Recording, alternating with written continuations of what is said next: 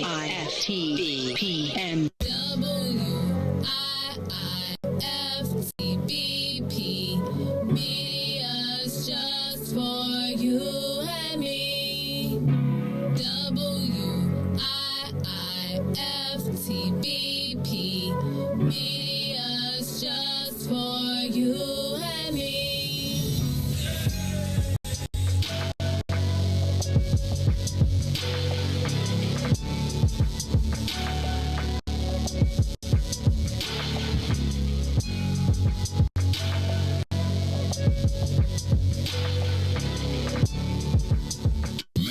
Jackson. If you could make up a social media holiday, what would it be? Randy said National Don't Let No One Put You Down Day. No one. What you gonna do? So when they say something crazy, you slap them? Be like me said. Randy said a Jukathon Day. Man, we about 60 years old. I'd be done had a heart You gotta attack. get your heart rate up. Okay, not that far. All right, Mario said my favorite one. My friends and I do what we call National Call Off from Work Day. As a business owner, I don't. You don't like that, yeah? I don't like that one. Because I'm the boss of this film. We got Marcus Garvey Day from Remy too. Oh, Marcus Garvey Day. All right, what will we do on Marcus Garvey Day? Call off from work. I'm going to need you to go ahead and come in tomorrow. That would be great. Okay? Yeah, right. Every black holiday has something to do with calling off from work. You're cool. How about about National Join a Positive Black Organization Day? Because I don't want to be recruited. I don't want to be recruited and the brothers be like, thank you. Thank you. How about National Tell White People the Truth Day? Tell them how you really feel. You can't handle the truth. Why don't we call that National Black People Get Locked Up Day? I'm going to tell them there's an African-American man threatening my life. Hello.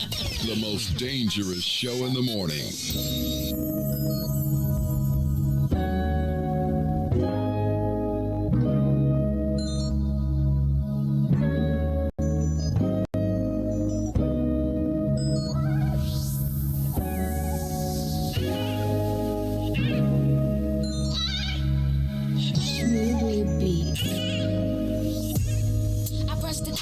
Keep calling me, give you some love and you want all of it. I'm out here working, nigga, get a grip. I'm just trying to touch a million, you just wanna coexist. I say you clingy and you contradict. Give you my heart, you think it's counterfeit. Give you my word and you won't trust in it. What's the point of loving me if you don't know what trust is? I need the is you give now. Please don't back down on me. You've got the attention I need. Put your pride aside for me. Oh, 'cause I need that ease.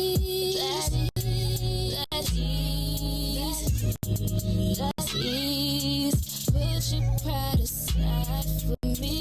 That ease. While I'm out trying to get that ease. Know that I need that ease. Put your pride aside for me, baby. You're insecure, it's driving me crazy. I'm trying to get it and you keep on saying it all enough, it's never enough. I put up with you for too long, now I'm over it. You want affection, I need money, I'ma call it quits. That is, that is. Put your pride aside for me. That is. While I'm trying to get it, need it. That is. Put your pride aside for me. Side, put it aside. Put it aside. Put it aside. Put it aside. Put it aside. Put your pride aside. Put it aside.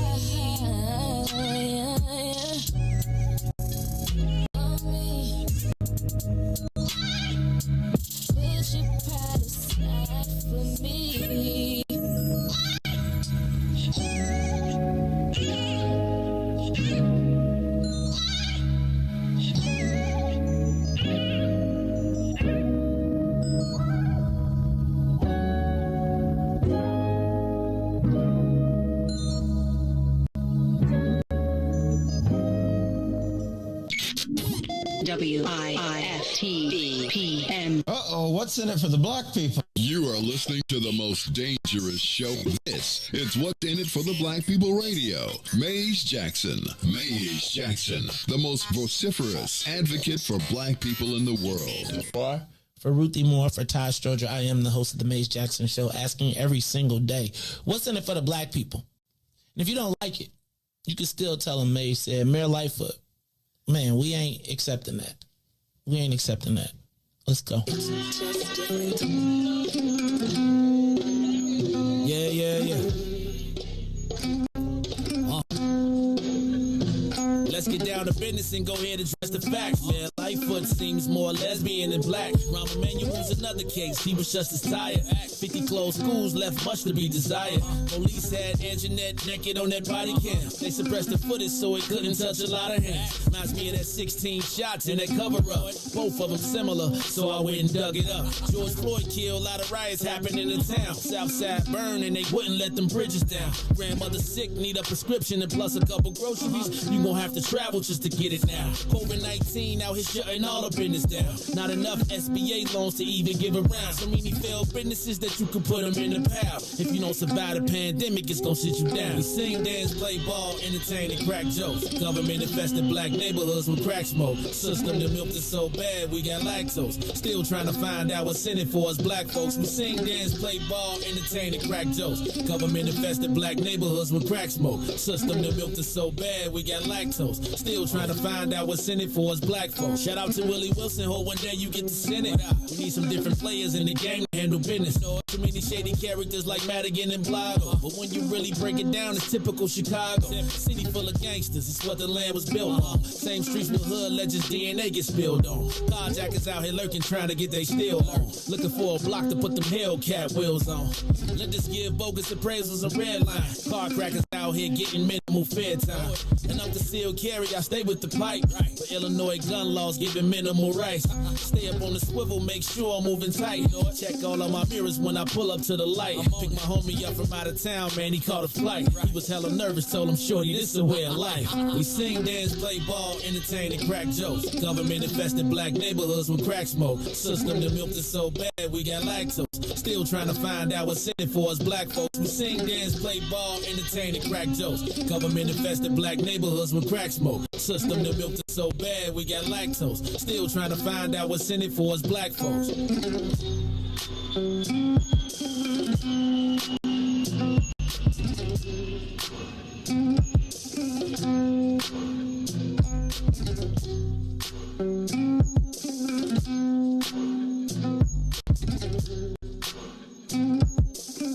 Wake up, Chicago! Wake up, world. This is the Mayoral Jackson Show on a Monday. On a Monday, August 8th. The slippery slope into fall is in full effect.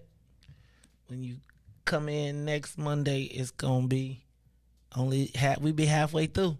We're going to be halfway through the month. I told you. September 1st is fall to me.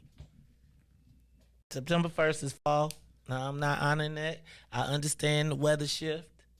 I think we're going from winter to, I don't know what they call March, from March to June 30th now. Cause it got cold. All the way through June it was kind of chilly. We had days where you'll go out one day, it'd be 90 degrees. You come back out, you'd be like, it's like 50. Damn, Joe. But the descent has begun. You only have about 6 more days to get your back to school shopping. No tax on. I heard they got jumpers in there too. I heard Foot Locker got jumpers in there too. So Foot Locker, like, you better get your 10 pair of Jordans before they charge you taxes. So spend that $600. Make sure let me just tell you, if you take advantage of the back to school discount at Foot Locker, but do not do it at the school supply store, I got something for you. Cause but I was like, now did y'all, cause and I really think they bogus as all get up. For really 8 to 14 when school don't start till the 22nd. Dang on well ain't no black people buying no school supplies no 2 weeks early. It's just not happening. And I don't even know that that's just black people. And after some of the things I done saw this weekend, black folks, we don't need to be so hard on ourselves. But we're going to talk about that in a minute. Look, y'all, it's the Mayoral Jackson Show on a Monday. I'm here on a Monday, but I got my girl Ruthie Moore in the building. Ruthie Moore, how you feeling? It's Monday. Starting off. We're getting the kickoff. Yep. Did you go see my buddy this weekend? I was this close to cooking my chicken and rice with the butter. Oh my goodness. Just use a little bit. But then I was like, my son is here, and I ain't gonna be able to know which one is which. The next thing I know, it'll be, oh, Lord. So, I was this close. Then I said I was going to make some crescent rolls. And I was just going to make, them crescent rolls be, and then I dip mine in butter. right? Like I cook them and then I split them and slide the butter inside of them while they still hot. So then it just turns into like a melty thing on the plate. That's a lot of butter. Man, you think about that butter, I would have been like, doom, pew, pew, pew, pew. So anyway, Ruthie Moore is in the building. On a looking very moisturized, if I must say. Is that coconut oil you use? Why, thank you. Yes, it is. And you were pretty glowy today. I see you. The oil of the coconut. You got your shine. Got your shine on. You gotta be careful when you say shine with black people though. Cause you go to Melrose Park, they think it means something different. I forgot you don't remember. The person that called it, wasn't it like a mayor or something? Mayor Melrose Park called me like I'm a shine off 15th Street. All right. Also in the building.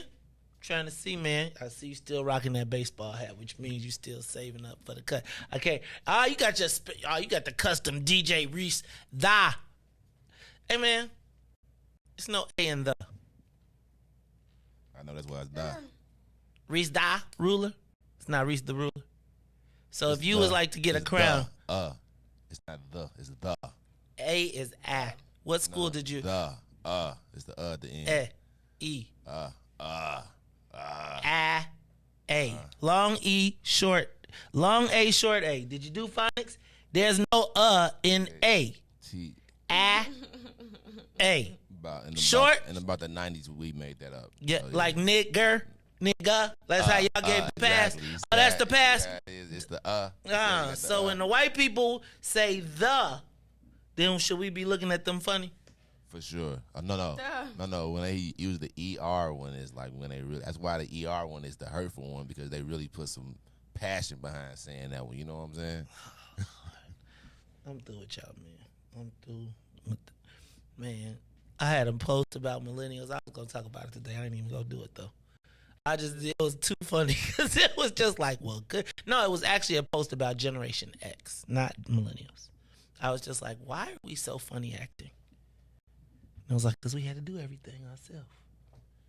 Then somebody said, but them your kids. And I think that is the issue. The issue is we were trying to not make your kids do some of the tough stuff that our parents made us do. And then we overcompensated underly. And then it became, you owe me that. Then it became the year of the participation trophy. But I'm going to stop because I'm through. But I can accept some fault in that, without a doubt. Without a doubt. I definitely, and I have Generation Zers. But yes, I am a culprit. I was not as tough on I could tell you honestly, that's why I'd be like, wait, why you always be acting like you gotta hold? My parents was like, dog, you are home by yourself 12 hours a day. I ran the house until like 6 o'clock. It was my crib. And had the dinner ready. And mess around and I had a dinner. Like once they found out I could cook, oh, you can bake cake, we want dessert with that too. But they all had to be done before 6 o'clock. But it's all good. It is the key learnings. But look, we are all here, locked and loaded. So let's do this. Let's get the soul plane up to 60,000 feet. Let's get this bad boy up, up, up and away. This is the Mays Jackson Show. I'm your host, Mays Jackson. I gotta figure out my timing. Let me stop. I'm gonna do this now. I would like to take a moment of silence. I was informed of 2 tragedies yesterday. Both tragic and both long-term friends. My good friend Chris Battle, Chris and Tina, long-term friends, go way back to college. Chris lost his daughter this weekend to suicide. So I want to make sure that I stop and acknowledge that. So I want to send my love and heartfelt condolences to Chris and Tina Battle and the whole family over there. Then, if you are a regular listener of the Mays Jackson Show, you know that politics is my thing, and I would tell you that I typically credit 2 people for my political acumen. We don't definitely this they taught me how to count, and I took my own application of what they taught me because we clearly don't always see the same. But there are people that you will always count as family and part of my political family. One of my dearest friends, John Joyner. You all may know him as Double J. Some of you all met him during the campaign time. He was the first person in politics to give me the checkbook, I've often told you. He lost his son, John Jr., yesterday as well, to addiction. And I cannot imagine the pain that either of those parents feel. But I want them all to know that my heart is with them in this time of trouble, in this time. And I don't necessarily have the words to say, but know that you all are in my heart, thoughts and prayers. And if I can do anything, then please do not hesitate. Kind of start call. Riis, you met John. You know what kind of guy he is. You know he's pretty vivacious. He will make a friend in any room, even if it's not supposed to be a comfortable room. He always engage. And so, to him and his wife and his family, as they are making it through this, I want you to know that you're in our thoughts and prayers. A little later, John asked me if I would play. His son was an aspiring rapper who wanted to be on the Mays Jackson show. John, I think, probably dissuaded him from trying to attempt that, especially considering my love of Eminem. But I knew Johnny since he was a little kid, man. And you know how you see kids and you see them grow up and you just can't even imagine, like, you know what I'm saying? And so a little bit later, I know y'all, but we're going to play a clip of the video, his Battle versus Rhyme Fest, which is probably the pinnacle of his hip hop career.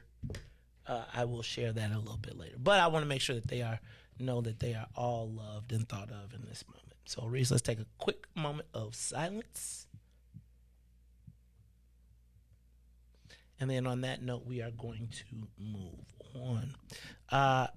In the headlines, I don't know if you all saw, this seems to be like the most under-reported story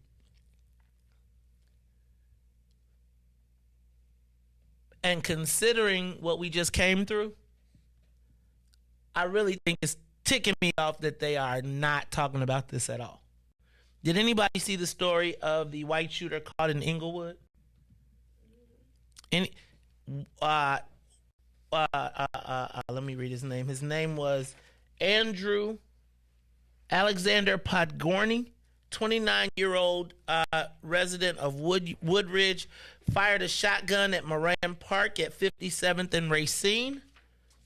When the police caught him, and they caught him, he had shotgun, AR-15, loaded handguns, 1,000 rounds of ammunition, plus 300 spent shell casings.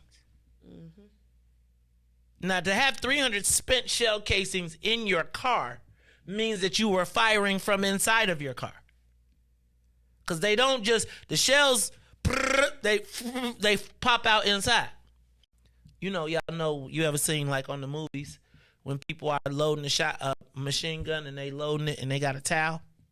It's because they're chopping, because the shells lay behind and you don't want your fingerprints on the shells. So if you ever see a movie when you see the guys and they're putting shells into a pistol and they got a towel, it's because they're trying to make sure that their fingerprints aren't on the shells, which means that if they found 300 casings, because he shot a shotgun in the parking lot, in the park, that means was he committing drive-bys?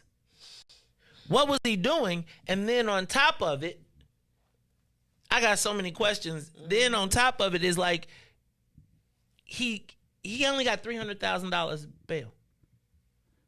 $300,000 bail. You got caught with 300 with AR-15. If that was Highland Park, do you know what would be happening right now?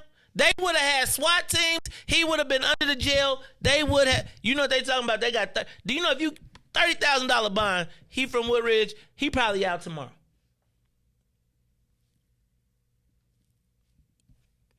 Did you hear about this, Riis? Did you see that? So when you walking around Englewood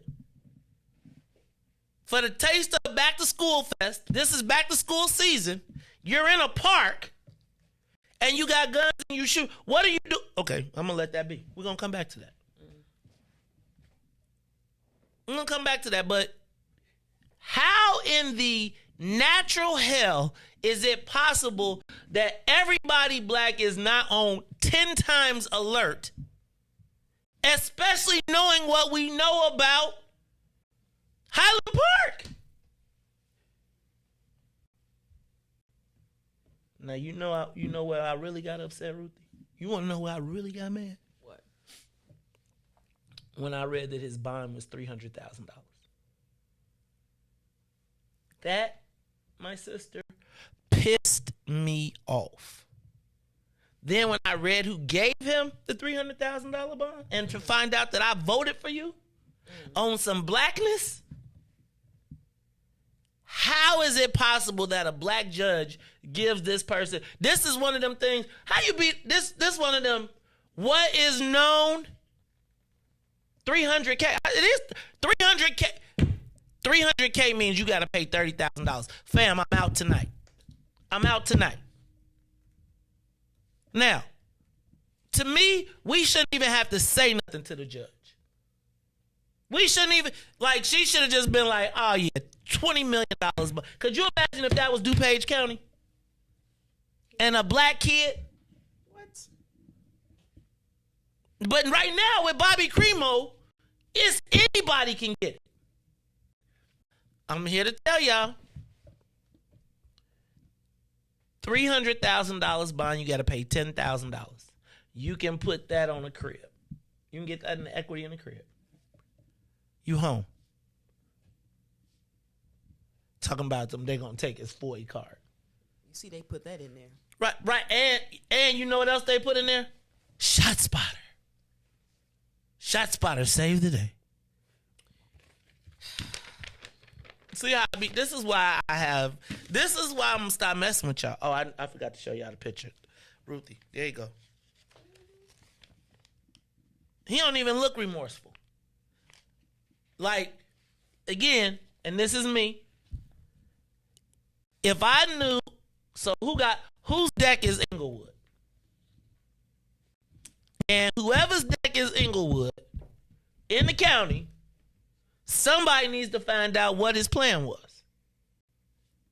Like, cuz you was in my neighborhood on back to school weekend. What was your plan? Let's talk about it. And this whole thing about Judge Ahmad and 300.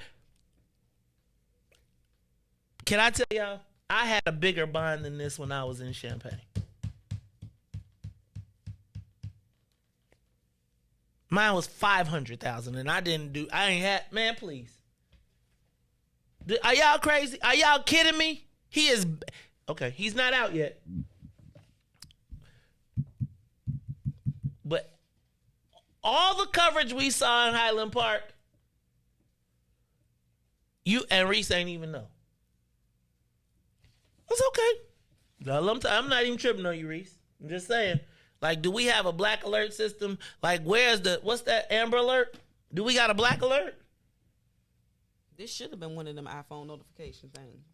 Look, and this is all in the same weekend that I had a white guy tell me he was going to, what? Okay, so first of all, when somebody say they finna pull up, what that mean? They coming to see you. Really? I'm finna pull up on you. Is that a good thing or a bad thing? Depending on if you want to smoke. Like, really? So I had a white guy tell me on Facebook that he was going to pull up. You know what he told me? He said He said, "You're a dumb racist mother ucker who probably has no goddamn dad. 90% of the neighborhood has been amazing to us and love our tax dollars. You're just a racist, miserable, plucking scumbag. I'll be there tomorrow if you want someone to pull up, F-head." How should I take that? You just send them the low. Send me your location. Let's focus on community. As you mean, I've been like, do you need my location? So you send that thing. Send that thing. And the moment that buzzer go bzzz and you open the door, oh, you didn't trespass now. You didn't trespass now. Got a plan. My life. I felt like my life was threatened. I got messages of you sending that to me, and you came to, like, I have a message, and you came to me. Like Breonna Taylor, sleep in the bed, and you was minding your business, and the police shot. Like, you mean like, what's old girl? Like, Anjanae Young, like you, that type of stuff. Anyway, I want to talk about that a little bit later, because I had an interesting experience this weekend, and it was, have you, like, did y'all know that the Windy City Smokeout was this weekend? Mm-hmm. So I went. I got to tell you about it. I really do, because I really do. We're going to have to talk about that a little bit later. Did you see Rod Blagojevich protested Kim Fox? Mm-mm. Yep, Rod Blagojevich and Andrew Holmes got together and organized a protest against Kim Fox. Andrew Holmes, you know. Shout out to Tyrone Muhammad and ECCSC. Did y'all see they had the kids Olympics? I feel upset that they ain't tell us on Friday, so we could have been tell me something good. They had the kid Olympics. I was like, potato sack racist. I ain't heard about that in so long. That's the problem with y'all kids now, though. Y'all ain't never had the potato sack. Did you ever have to play the wheelbarrow races? Of course, man. Do you say of course? Because kids, childhood. These kids don't, though. Nowadays. I mean, just think about that. Rover, Red Rover, send Ruthie right over. That was dangerous. You was never That getting was a through. very dangerous That's game. because you was this big. But I was fast, though. Right, but you got to get through the line. You got to bust through the line. Speed you matters. Duck. Speed You was matters. ducking. No, You was going around the line. No, I'm trucking, not ducking. Like the road runner. What you talking about? Pew, pew, pew. Or you just run through weak people. Duh. Right. I used to be like, oh, I'm going right there. You just run through the weak spot. But that's a dangerous game. Yeah. Hey, I but like fun, that. though. Fun. So, yeah, we're going to talk about, that was dope, though. I saw the pictures. I got a frat brother that does that, too. I wish we should have, like, a city. They should do a citywide, like, Olympics for the kids. Like, you represent your whatever you want, whatever team you got. But you, like, in this races, you race with whatever you. Do y'all remember, did y'all ever used to race to see who was the fastest person? Man. Anyway. I bowled with my boy this weekend. We went bowling. And how about we went bowling and the security guards came over to us to tell us we had to leave at 10. I was like, do you see this beard on my face? I'm old enough to be your daddy. Don't come over here telling me what I got to do with my son. What time was it? 9:40. We had like 7 minutes on the thing. I just feel like, ain't you able to be out with your parents? Were they rude about it? Yeah, I felt like I was targeted. He walked past all the drunk white people and came right to us where my son was quietly sitting, waiting for me to beat him. Then he showed out because there was some girls there, so then he had to come back. I actually laid down so he could come back so the girls could be like, oh, look at him. Anyway, yeah, Ruthie, so sometimes I'd be like, am I hypersensitive? But I still feel like, but what was dope? Can I tell you what was the dopest part? So we got patted down to go in, and there was a black security guard, and my son was kind of like, he's been patted down to go to basketball games, but like, we going to a restaurant, I gotta get patted down, and the black security guard was like, that is a damn shame that he did like this. He patted him on the shoulder like this and was like going through. He said, brother, and he looked at me and he was like, brother, I just can't pat him. He is like, he gonna have a lifetime full of this. He ain't gonna do nothing. Go ahead, give him a pass. Going through. And it was dope. It was just a dope thing where the brother was like, and he stopped and was like, man, you make sure you have fun up there. And I was like, that was like the brother moment. You know where you see he's 17. He know he got to get patted down, and you know they patting people down because Riis and his people done came up in Punch Bowl Social and turned Punch Bowl Social into Punch Bowl Social. I told Ruthie I didn't want to go that day. Yeah, pat downs, that's just a bit much for me. To go to, hey, can I tell you what though? Yeah, it depends on the type of pat down. Well, you know what, Carrie was saying that too. But it like for the shit, all they did was checking the women's purse. For the dudes, they was pat down. But can I tell you, after I got upstairs, I was like, thank you. For patting down? Yes. Yep. Now, what I want to see is the level of pat down for the white people too, though. Because I got there at the time that the crowd of black people got there. So I feel like, did you make all these other white people that was up in here go through a pat down? Do they pat white people down? I ain't gonna lie. I feel like I don't really get pat down when I go to white people stuff. Ruthie, you don't. I went to the Country Western Fest. It was like, come on in. Like, they didn't pat down. It was no winding. I don't go to too many places that I got to get patted down, though. What? The airport. Well, I'm saying that's the only place. I don't really either, but I do feel like I want to be patted down at a festival. I want a festival pat down. Yeah, I do. No. Well, I'm here to tell you. Just dude that told me he was going to pull up was at the festival. I was like, and when I saw them pick up trucks, I was like, oh, pat these boys down. I prefer places that pat down. That's because you with. Huh? You do? Yeah, because and then that's why we come here on Monday and we talking about some Highland Park shooter, and then we come in and we talk about because we think we feel safe somewhere. But they don't be patting them down like they pat us down. That's why I say I prefer places where we go get pat. I don't care. We could be in the most fancy restaurant. I'm kind of hell no. Riis, I mean, I'm with you. Like, I really don't like. If I'm at a festival though, like if I'm at something, I do want to pat. Like, you know, you ain't seeing no pat down at the United Center though for no concerts, but ain't no. It's certain. I mean, they got the little. They got the wand. No, they got. No, they do. But you ain't gotta really be touching on me like that. Yeah, they got the metal detector. That's what I mean that too. That's what I'm talking about. Pat down too, like wanded. Okay, not like wand. not. Oh yeah, wand for sure. I'll do a wand. Yeah, that's a regular occurrence. That happens at white people places. I feel safe. Do they wand white people? Yeah, I done been wanded at. Yeah. I mean, safe. the wand. Do you know what the wand is? What? Nothing. Right. Theater. It does go. Not for me. It always be like beep beep beep beep beep. And then what they make you do? Take my stuff out of my pocket. Yeah, okay. Holding that thing. That's why. All right. Let me see what else we got. You got a metal knee. Boop boop boop boop boop. Shout out to everybody who came to breakfast and conversation and politics. Y'all snapped on the brunch. I walked away and next thing I came back, except they had some bogus bacon. Even though the turkey bacon that was about as good as turkey bacon gonna look, but I must tell you that shout out to BP1 and everybody who did the waffles, the pancake. Man, the chicken for breakfast is dope. I ain't even lie. Fried chicken in the morning for breakfast, like white meat too.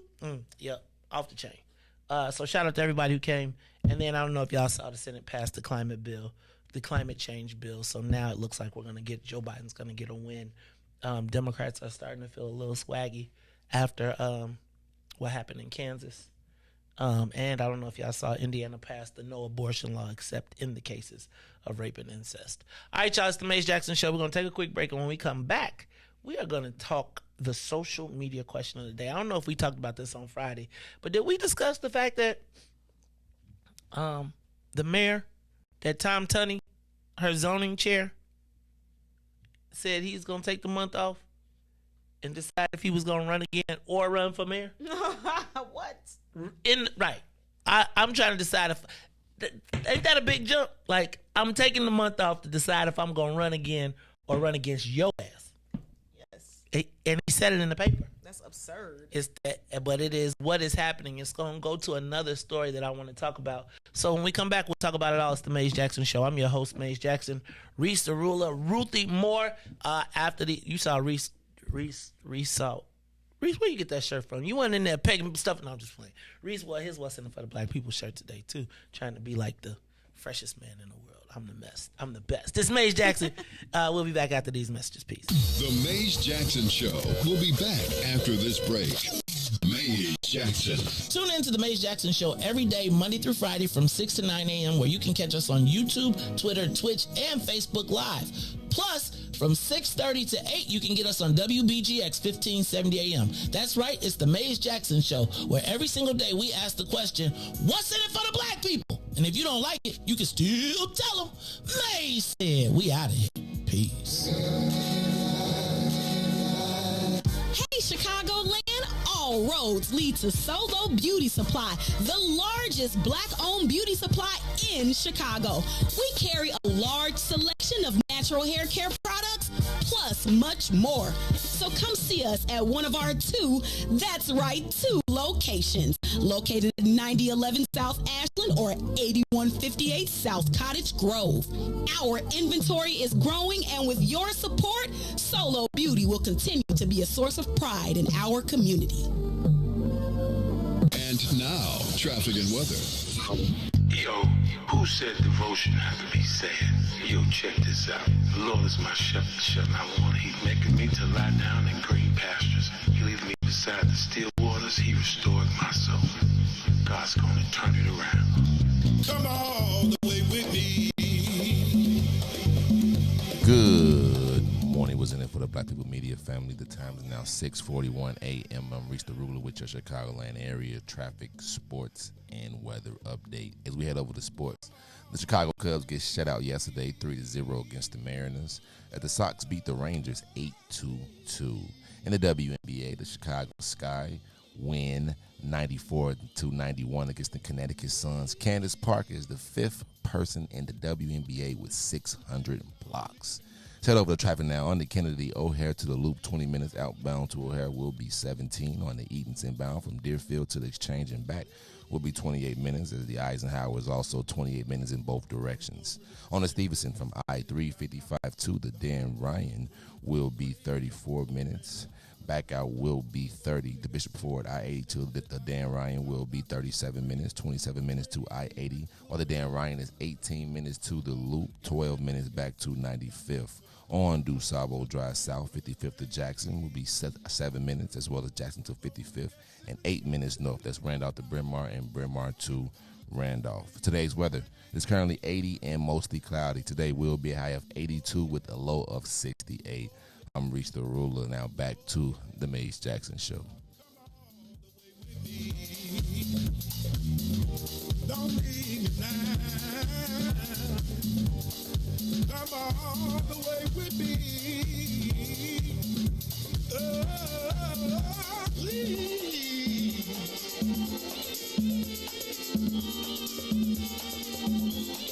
God's gonna turn it around.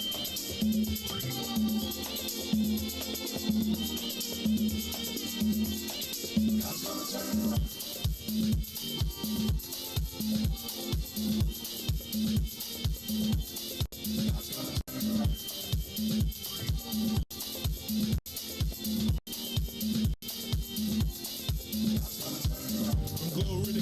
Says to the grave, from the grave back to glory. Glory to Gethsemane to the grave, from the grave back to glory. Glory to Gethsemane to the grave, from the grave. Glory to Gethsemane to the grave, from the grave. Dear Lord, it's me again. God's gonna turn it around. I'm calling on you. You did it before.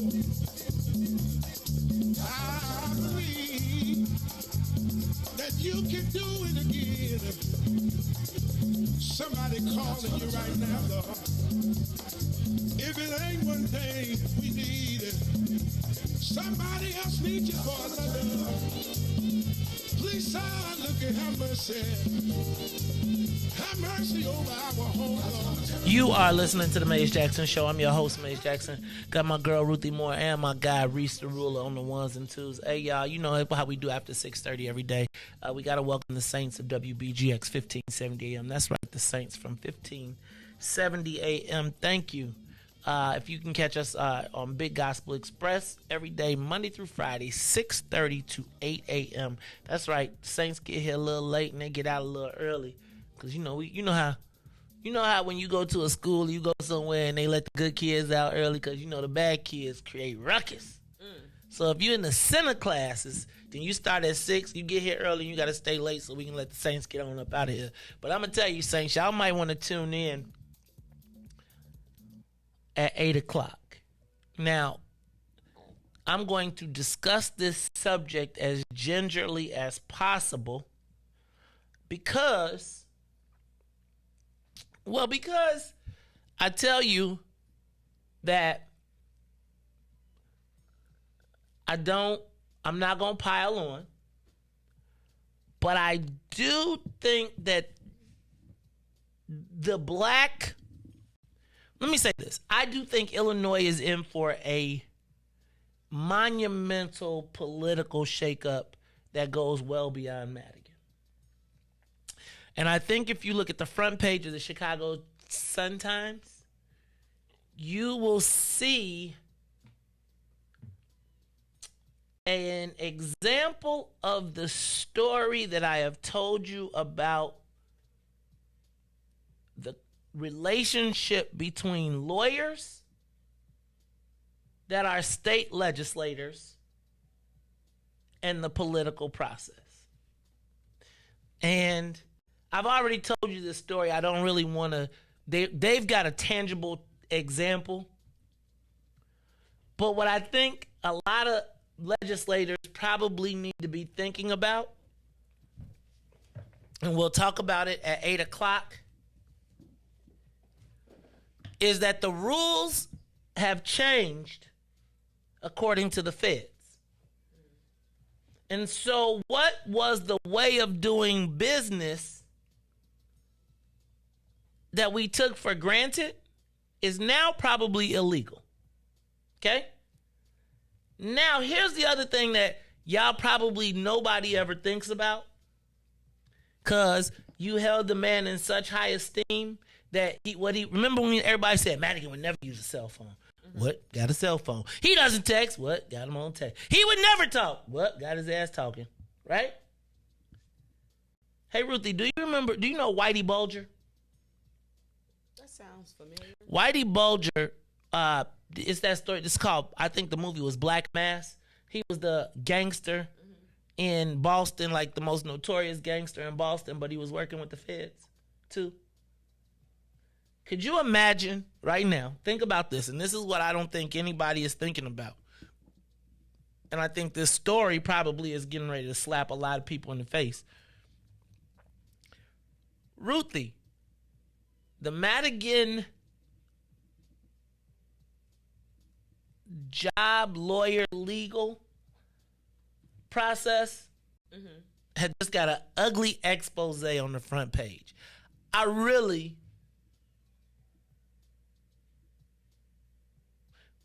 So I'm not going to discuss the legislators specifically. But the first thing is we can't do the same thing white people do. And the first person they going to give up is the black people. And so right now, with all of the shenanigans that they pulled in the whole entire world, guess what they doing right now? They are delegitimizing. They are using a black legislator to delegitimize police reform.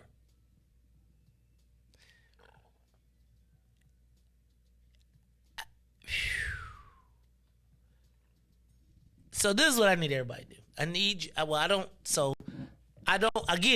trying to figure this out, Ruthie, because, when it's me, ain't nobody got nothing to say. It just be like, just what it is.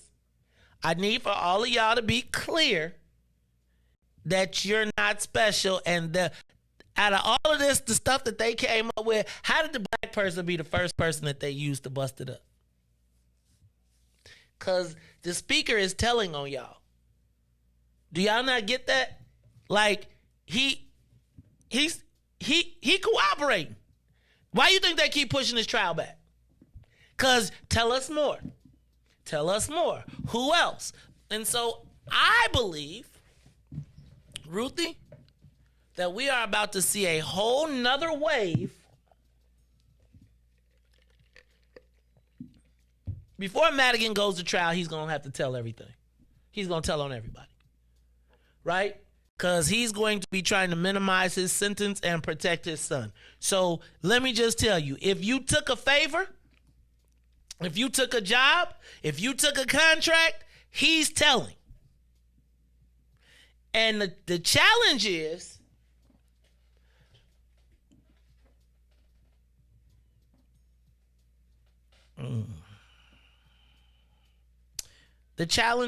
we haven't been at it as long. So we don't even know. We be the easy. It'd be like, let me go ahead and get this one because I don't have to unravel it. It's just this simple. Mm-hmm. Boom, boom, boom. So I'm going to just tell y'all, we got to watch what's getting ready to happen. And said the feds have visited one of our state senators on the South Side. We'll talk about it a little bit later. But I just want to talk about kind of the Illinois cycle and what happens if Madigan starts telling on everybody. It's a story there. All right? So y'all stay tuned. 8 o'clock, you're going to want to tune in because I will break it down a little bit further than they have in the paper. Although the paper broke it down to screw the legislator, I'm going to break it down just to talk about the system. Okay? All right. Riis, got your finger on the button? Get your finger on the button. Let's get this thing going. And Kevin, Madigan and Ed Burke are not in jail because they have more people to tell on. Do you not understand this? Like all of y'all mean nothing compared to their family. Nothing. They are emptying, and Ed Burke gonna fight, and then if he can't fight, guess what he gonna do? He gonna tell. Mike Madigan, he's telling already. He telling. He ain't even have to go. They ain't even make him walk through the cameras. He was like, what do you want to know? I'm out. So I just think everybody needs to be paying attention. All right. Right. This is bigger than me, Nino Brown said. It's bigger than me. All right, Riis, hit the button. It's time for the social media question of the day. In a 180-degree switch from state politics, we're going to move to the social media question of today, where I say, what is Mayor Lori Lightfoot's path to victory? I don't know if you all saw, but last Friday, Alderman Tom Tunney, member of Mayor Lori Lightfoot's city council chairs, supposed to be one of her allies, tightest allies. Additionally, Northsider. Additionally, leader of the LGBT caucus in city council. As a committee chair, you are expected to be an ally of the mayor. But Tom Tunney shocked really nobody white when he said that he was taking the month of August off to decide whether he was going to run again or run for mayor. That, my friends, was a seismic statement to make to Fran Spielman in her weekly podcast. But it also goes to another storyline that I think I may have told you all about, but is now starting to come completely to fruition. Mayor Lori Lightfoot has apparently been going to members of the city council, because Ruthie, you said, and I think you said this a while ago, her path to victory to you was through the alderman. You said that a while back, right? Mm-hmm. Well, currently, the mayor does not have the support of the aldermen, quote unquote, at least not the white ones, and some of the black ones. And so apparently she has been making calls through a new cell phone in which she is threatening them to get down or lay down, i.e., support me, or I may reorganize you out of your leadership spot in the council. instead of being organized out, I don't know if you saw this rash of people leaving, but a lot of the white aldermen have decided that they are going to opt out rather than be in support of Mayor Lightfoot or being in support of Mayor Lightfoot or endorsing her. Which, as a committee chair, she should have a right to expect that. Unless the council decides to organize itself. But now, Ruthie, with the white alderman clearly in the box of anybody but Mayor Lightfoot, with 5, potentially 6 black candidates in the race. Oh, did I mention that Sophia King filed paperwork this week to raise money for mayor, to be running for mayor as well? Additionally, Pat Quinn, former governor, has toyed with the fact that he will announce or he will circulate petitions as well. It is a well-known factor that right now, regardless of who else is in the race, Paul Vallis has solidified himself as the anybody but Lori candidate. Now, if Pat Quinn gets in for the white people, which again, Ruthie, I want to point you to the Carrie Steele Kagi race to look at the racial divide, right, in the city. So no matter what you got, the white folks is going white, which means that the black and Latino vote have to be split amongst all of those people. Now, there is the hope that Pat Quinn could potentially, and I'm talking Laura Washington. Laura Washington says that the hope that Pat Quinn could split the white vote from Paul Vallis, to me, really still doesn't help Lori Lightfoot. Because at this point, even if the white folks split between Paul Vallis and Pat Quinn,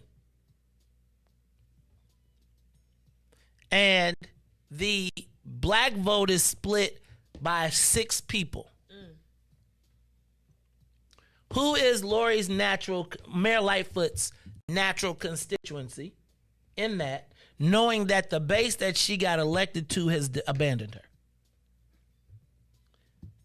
If you have Tom Tunney, who also came into the race, who also mentioned in the article that the gay community and the North Side liberals, Lakeshore liberals that were with her have all soured on her. Her committee chairs, Ruthie, for you to be a committee chair and be able to walk away from the mayor says that you just don't think she got a chance. I guess my question now becomes, what is Mayor Lori Lightfoot's path to victory? How does she, because I think Willie wins the black community. With five people in the race, 6 people in the race, Willie is going to have a solid base. Dr. Wilson, excuse me. She goes, I don't know that she finishes in the top. I don't know if she's do you think she finishes in the top 2 in the black community? And even if she finishes in the top 2 in the black community, and she gets to the top of where does she go in the white community? How does the mayor win re-election even in a weakened field? She gonna have to keep control. Give us a call, 872-259-7474. How's she gonna keep control, Ruth and Mo? How? Well, didn't you say she got a new cell phone? She making her You need calls? to call me on my cell phone. Because if she let the alderman get off the ranch, it's over with. Ruthie, they already off the ranch. But okay, so the gate is open. They ain't off. The gate is open, so they got choices. Black folks gonna stay. They got choices, so the gate to the ranch is open. If she lose control of the ranch, that's her path. But if she can wrangle, she can be a herder of cats and herd them back under her whelm, then I think she'll be fine. What tools does she have? The secret cell phone. The secret cell phone ain't a secret no more. See? Look, it ain't no secret no more. If I know it ain't a secret. She got to call like a bill collector because they like, don't pick up. Right. And then it's like, this ain't your number. What number you calling me from? Uh-oh. So now my question becomes, how? All right, give us a call, 872-259-7474. Who is voting for Mayor Lightfoot? Just tell me who that is. How many? I know there's some people out there. Do you think this is because, am I being harsh just because she's a black woman? What? Always.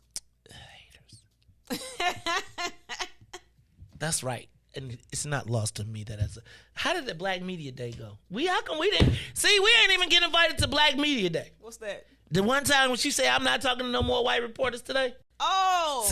See? Y'all be forgetting everything.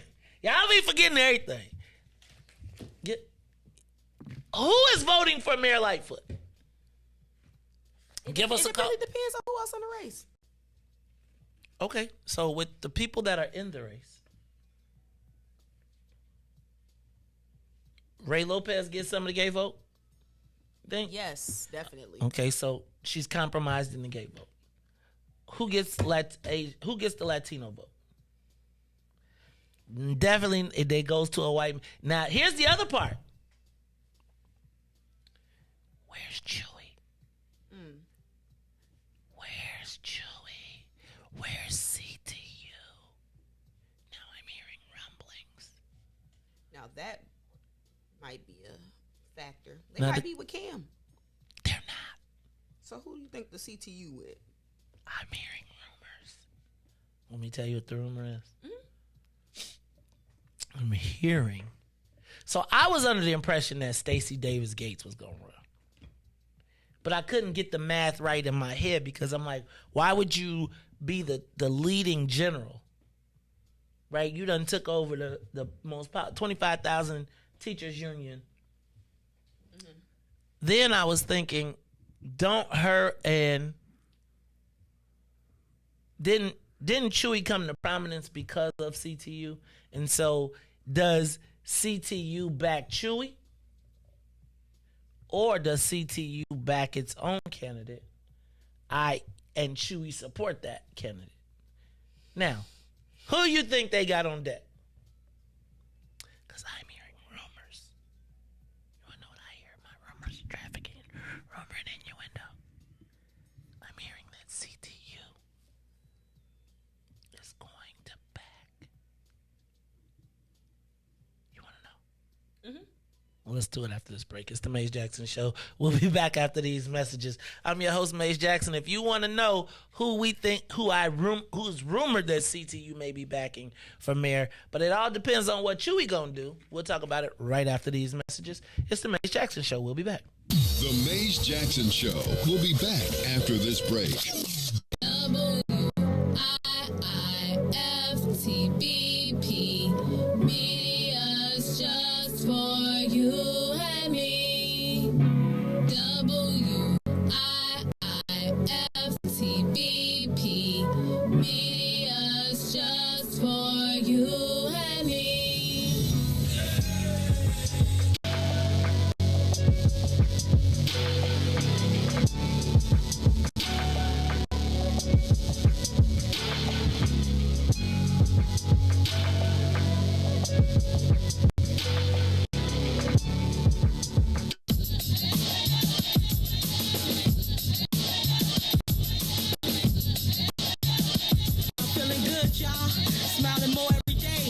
Closer to my dreams, hey, guapole, the food tastes better. I stopped smoking squares, healing from the inside out, making repairs. I forgave some people, thanked them for the lessons, cause holding on to it was blocking my blessings. No more stressing, worry the sign of God, so I just pray, and I'm loving my odds. Mingle with like minds, gravitate where light shines. Graduate, masters, your rhymes ain't like mine. Big dank from the west side, this is my best self. Taking vacations, hoping the rest helps. Got a career now, loving what's ahead. My spirit is free from the stuff that I shared. I feel good now, ain't that what life's about? Thank you for new days, something to sing about. Let's do it a new way, more than just talk about. Today's a holiday, that's what it's all about.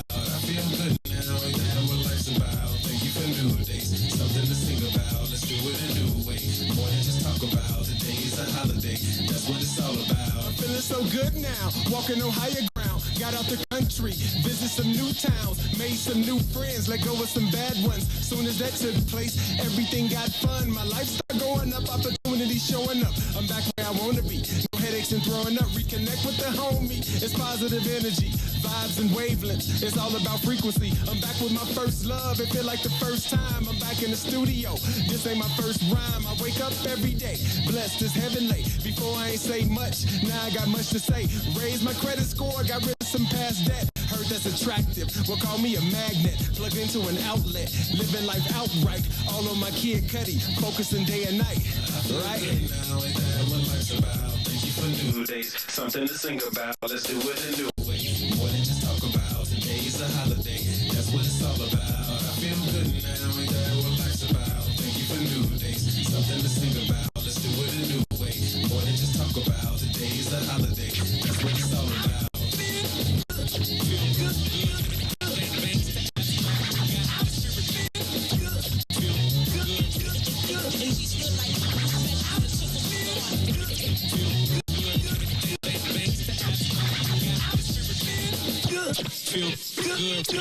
See, my state gets busy. That's the cardinal rule. Back to the Maze Jackson Show.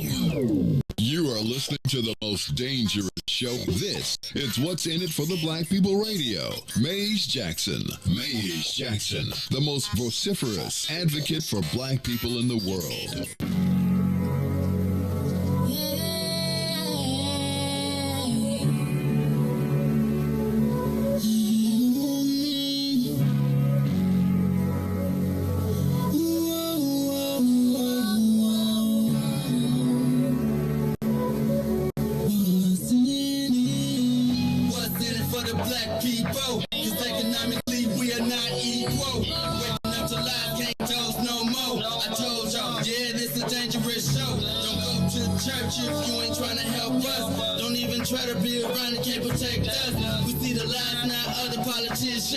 We need money and no symbolism. It's Mace and Riis and Ruthie and Ty, explaining how we all come from God, giving us to beat the odds. If we united, our movement gon' stop. If they ain't trying to help us, they ain't trying to do nothing. We gotta do something, we gotta stop running.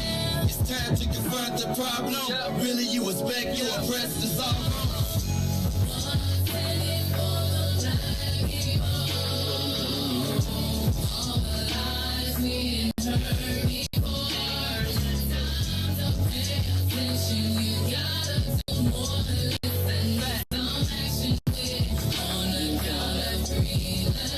Wake up, Chicago. This is the Maze Jackson Show. I am your host, Maze Jackson Black. Now I'm going to say Maze Jackson Black for 7:30 because I got to tell y'all about the Windy City Smokeout. Y'all, there is really two Chicagos. Like, man, we're going to talk about that at 7:30. But in the meantime, was I supposed to tell y'all something? Didn't I hear? Or did I tell y'all about a rumor I heard? So do you think anybody out here thinks Chewy Garcia gonna run? Mm-mm. You think if he ran, he could win? Mayor's beneath him at this point. You think so?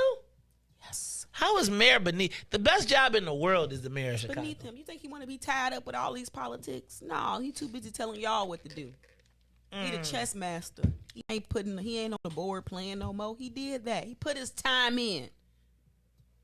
He Bobby Fischer to the game. He don't touch the work no more. He ain't touching the work no more. But he like, I ain't touching the work. It's 3 degrees between him and any type of work you gotta see. Is that what it is? Oh, got it. All right, well, I am hearing that Chewy Garcia is making a decision within the next 2 to 3 weeks. In the next 2 weeks. Because remember, you start circulating on August 30th. Right? Oh. Right. Now check this out. But I'm also hearing that family man Brandon Johnson could be who CTU is putting to the forefront, thus entering another black person into the pool. He a CTU advocate. CTU has he was a CTU organizer, and they used him to take out Richard Boykin. Could he be the Queen Slayer in terms of Game of Thrones? Right? See, I did that. We back to Game of Thrones. Who are the 5 kingdoms right now? The 7 kingdoms, I'm sorry. Who rule the 7 kingdoms?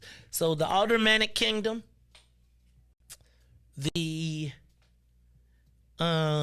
Business Kingdom, the Black Kingdom, the Asian Kingdom, the Latino Kingdom, the LGBT Kingdom, or them. And what's more? One more. I said them, right? I want to get the pronouns right. Right? Don't be making fun. Now, see, when I try to get it right, then everybody want to act like I'm trying to be wrong. Them. Then, it's one more kingdom out there. But anyway, who rules the Latino kingdom? Why are you laughing at me? That was funny. I am saying them, though. I mean, I'm just saying. I don't know. I don't understand what he's talking about, everyone. So. Them. Pronouns. So kingdom. You ain't gotta explain it. You ain't gotta explain it. Those who got it. Those who don't got it, just don't explain it. It was funny, clever. So tell me, who's speaking for the Black Kingdom? The Blackdom. Bobby Rush. He already spoke for us for with the Robin Kelly thing. Who speaks for the Blackdom?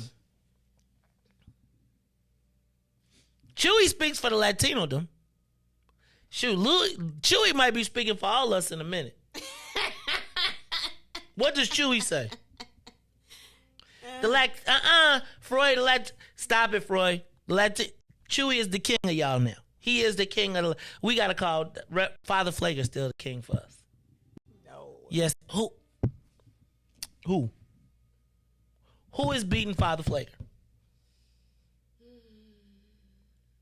Call somebody, tell them get on the damn rain. I bet you ain't nobody coming. Father Flaker is the only people who could tell the black people, that and the Rhinestone Cowboy.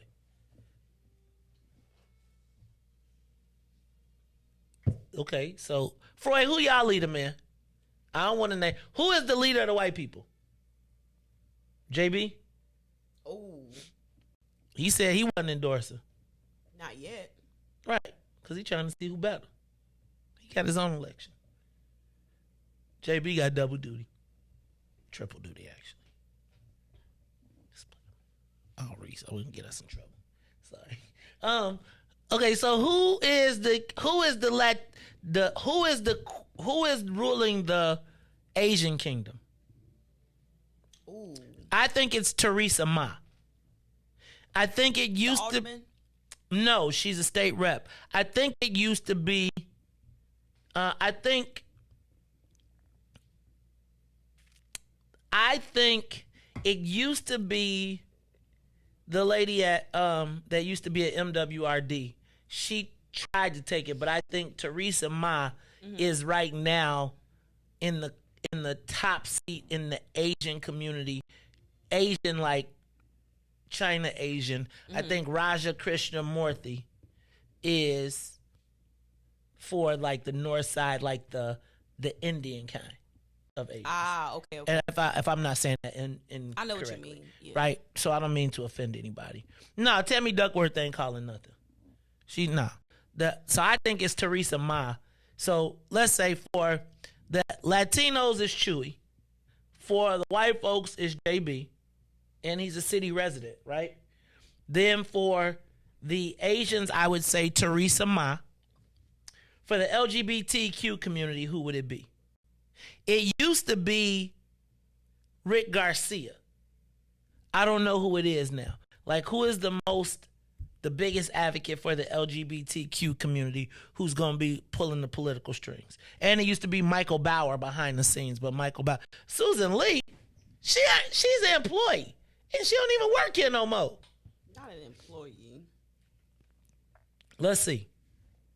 Who calls it for the black people? We got a few different factions. Let's see.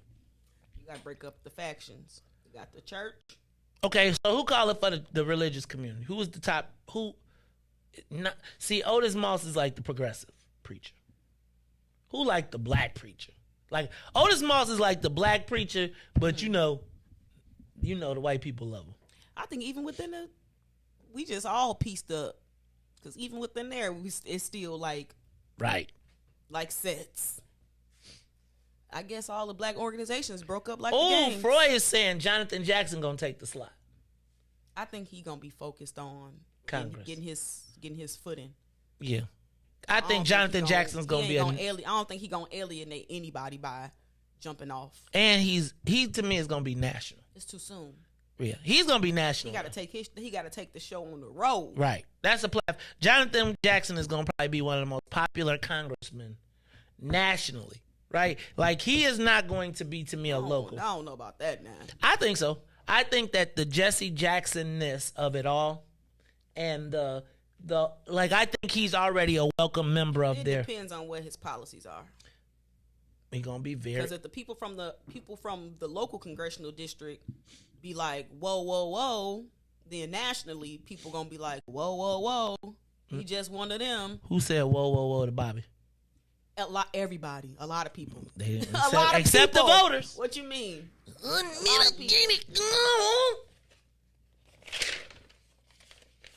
right. So I'm just saying, who is going to be the person that says we're endorsing Lori Lightfoot or Father? No. Let me ask. What's the most important endorsement in the black community that's going to pick a side? Them gas giveaways. Part of me I don't know. I think that's going to be, well, it depends, because I think this is I know you always say it's just the same people that vote, but I think people's mindsets are different. I don't think that, okay. I don't know, Ruthie. I think people's mindsets are different. I think we're going to see some surprise alliances. Oh, I ain't tripping. You might be right on some surprise alliances, because I think black people are looking for a person to be under. Mm-hmm. And I think you're going to see some surprise alliances. And I think it is kind of soon to determine, but just kind of going through this exercise in kingdom-age. Right. I'm just saying. I just feel like we need to get our kingdom together before decisions have to be made collectively, because we already... Clearly, we can sit here and name about 3 to 4 different people within the kingdom that's operating their own things. So they're just gonna split our vote even more. So I want to be. So do we need to move to warlord status in the black community and start slaying people, and then slaying? You think it's too soon to have a candidate, or you think we're behind the 8 ball to be a mayor candidate? No, I think we could. I think that after what I saw. BP one dude, we could put a candidate on the ballot if we wanted to. I mean, we 12,000, 36,000 signatures. We could do it without a doubt. But I don't know that we have anybody that's I feel like we don't have. We're not prepared. How do I say this? I feel like if you was planning on running for mayor, you need to have already been pushing. You need to be right. And so and then, it's kind of crazy, because I always be thinking about, here's the thing that I think is so crazy. We know that as people continue to get in the race, that it's going to be margins. It's going to be slivers, right? It's going to be how many of these pockets can you get? And it is still amazing to me the number of black candidates that have not come to the show. Right? That's amazing to me. And as we get closer, they gonna come. But that's not that. This gonna be a closed door policy, or it's gonna be a paid door policy. My thing. Listen, Maze, you said one time to me, the black people always feel like they can go back to black people, and that's why we ain't never a priority to each other, because we always feel like we can go back. And that's part of that whole welcoming spirit that we got. We extend that to other people that look like us too. Ruthie, I'm about to stop. I'm about to be like this. I told you, I'm tired of being a side chick. I am. Tired of being the ultimate side chick. And that is essentially what Maze Jackson is for black people. It be, oh my God, they're after me. Can I talk to you? Can you please? Right? Or you get to the last minute after you done and be like, man, these people doing me wrong. Well, they've been doing you wrong since forever. Right? And it's like, I'm just saying, like, all these, think about my, like, regard of people who have no regard for me. Yes. Like, think about this, how gingerly I'm trying to touch these stories without, and people be like, that crazy dude over there, right? Now, everybody, who was here when, y'all got to tune in at 8 o'clock, because I got to talk about it at 8 o'clock. It's the Maze Jackson show, I'm sorry. So did we decide who the black preacher king? What's the kingdoms in the black community? It depends, because it's like it's factions of the black preacher king. South side, you got the west side, who the king? Okay, who the king of the west side preachers? Acri or Hatch? Both of them, because they work together. Nah, but you only one can come. That's a tough one.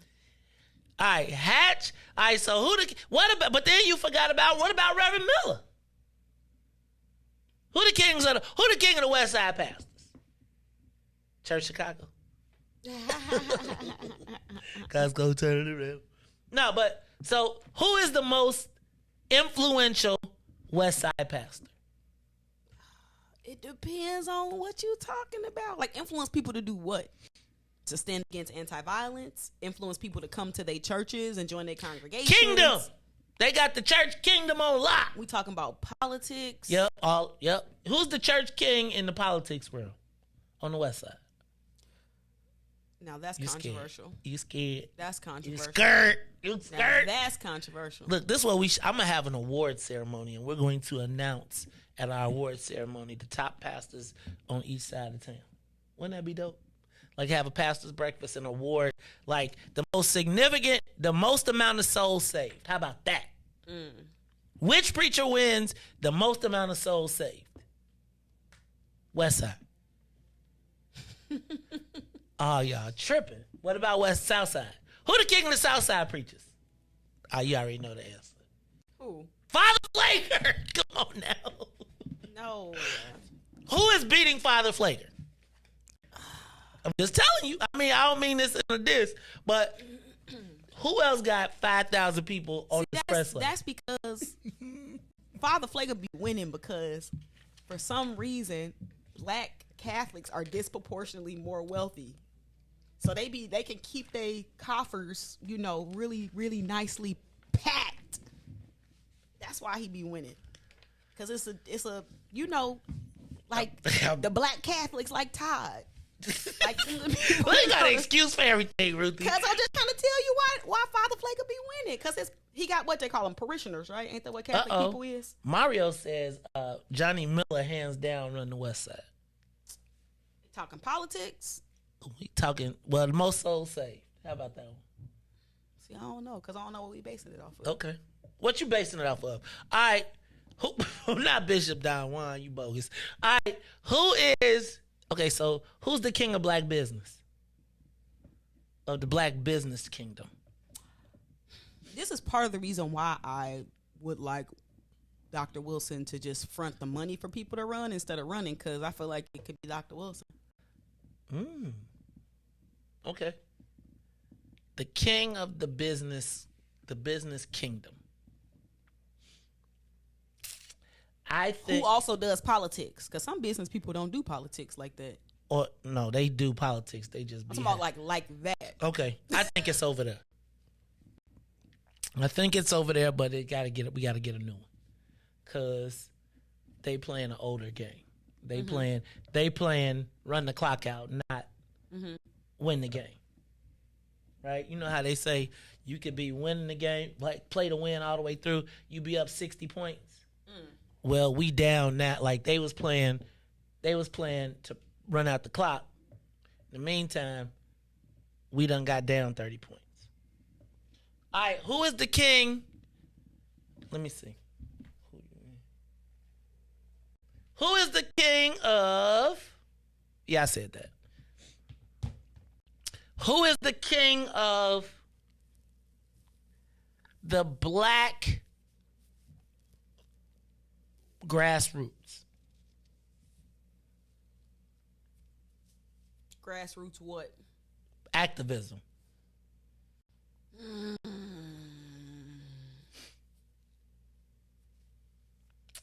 I'm going to say the two that I got to put in that right now, I'll put three. I'll put ECCSC, I'll put Activists, and I'll put Black Men United. Okay, so you naming orgs. Huh? I said you're naming orgs versus people. Oh, well. And I think that's different. Okay, you're right. Okay, so then, I got you. So then I would say right now, what's John? Y'all forgot John Hanna. He ain't the king of the. He ain't. Nah. Well, they can, and Salem, they done just changed their chief. What about Bishop Trotter? I mean, I think it's pockets, because if people are loyal to their church, then they gonna choose their own pastor. Okay, so I'm gonna say that's why it's so difficult. That's why politics and the black church, it's like oil and water sometimes. Let's see. So who you got? Who? What about Corey Brooks? See, but Corey Brooks, the Democrats be hating on Corey Brooks, and that's why I would name him. But in Illinois, his rhetoric might be a little bit too Fox News-ish. That's Riis people. But he breaking ground. I drove past it. Hey. It's getting built. Man. All right. Let me go. I'm going to move on. I want to talk just not briefly, but did you all see the story one more time? And I'm going to put them up here because I think it's important. The story of Alexander Podgorny, 29-year-old from Woodridge, fired a shotgun at Moran Park, which is located at 57th and Racine. I thought it was important that they said that he was found because of Ruthie Shot Spotter. They made sure to include that because they're trying to renew that contract. But he was found with an AR-15, 2 handguns, a shotgun, 1,000 rounds of ammunition, and 300 spent shell casings in his vehicle. He was also traveling with a hatchet and a circular saw, which means it seems like he was going to cut up some bodies. I did not see this story plastered all over the news. As a matter of fact, I had to search for it. And I felt like in the face of what just happened with Bobby Cremo, and in case you don't know who I'm talking about, Bobby Cremo, it is the mass shooter from Highland Park that has been that consumed every bit of ink and news, etc., for like the last 3 weeks in Chicago. And here we find a 29-year-old white man who apparently, to me, looks no different than Bobby Cremo, except he don't got on no makeup and no tattoos on his face. Shooting a shotgun. Apparently, they were clear to emphasize that it was there was nobody in the park. But what are you shooting a shotgun in the middle of a park for? In Englewood, 30 miles from your crib, in a van with 4 guns loaded, a Floyd, and 300 spent shell casings in the car. 300 spent shell casings. Riis, you ain't shoot. You shot that AR. You sprayed more 300 in the car, not outside of the car. So what's on the ground? Where were those shell casings found? Now, the thing for me is that I first feel like we should have been put on high alert. One, from the media, but two, internally. Like, what is the call? What is the thing that says, hey, yo, like in Englewood? So my first thing is, when I hear something go on in Englewood, I want to call Englewood Political Task Force. I want to say, Keith Harris, Daryl, Smitty, what's going on? Who is this dude? What's going on? And have we seen any other random white people driving through neighborhoods looking suspicious? Now, you got to also understand, I'm looking at this in the same weekend that a white guy told me he was going to pull up from a country western music festival that was playing in my neighborhood. Y'all, what is supposed to happen here? Now, can I tell you what the outcome was? The police arrested him. He was put in jail, in county jail, where he saw Judge Miriam Ahmad, who gave him a $300,000 bail, which essentially is you got to pay $30,000 to get out. Now, I'm not going to make no assumptions, but somewhere there is probably a white family that you seen Bobby Cremo's family justifying why they gave him the guns and paid for all the stuff, and he's really not that bad a kid. Well, yeah, he is.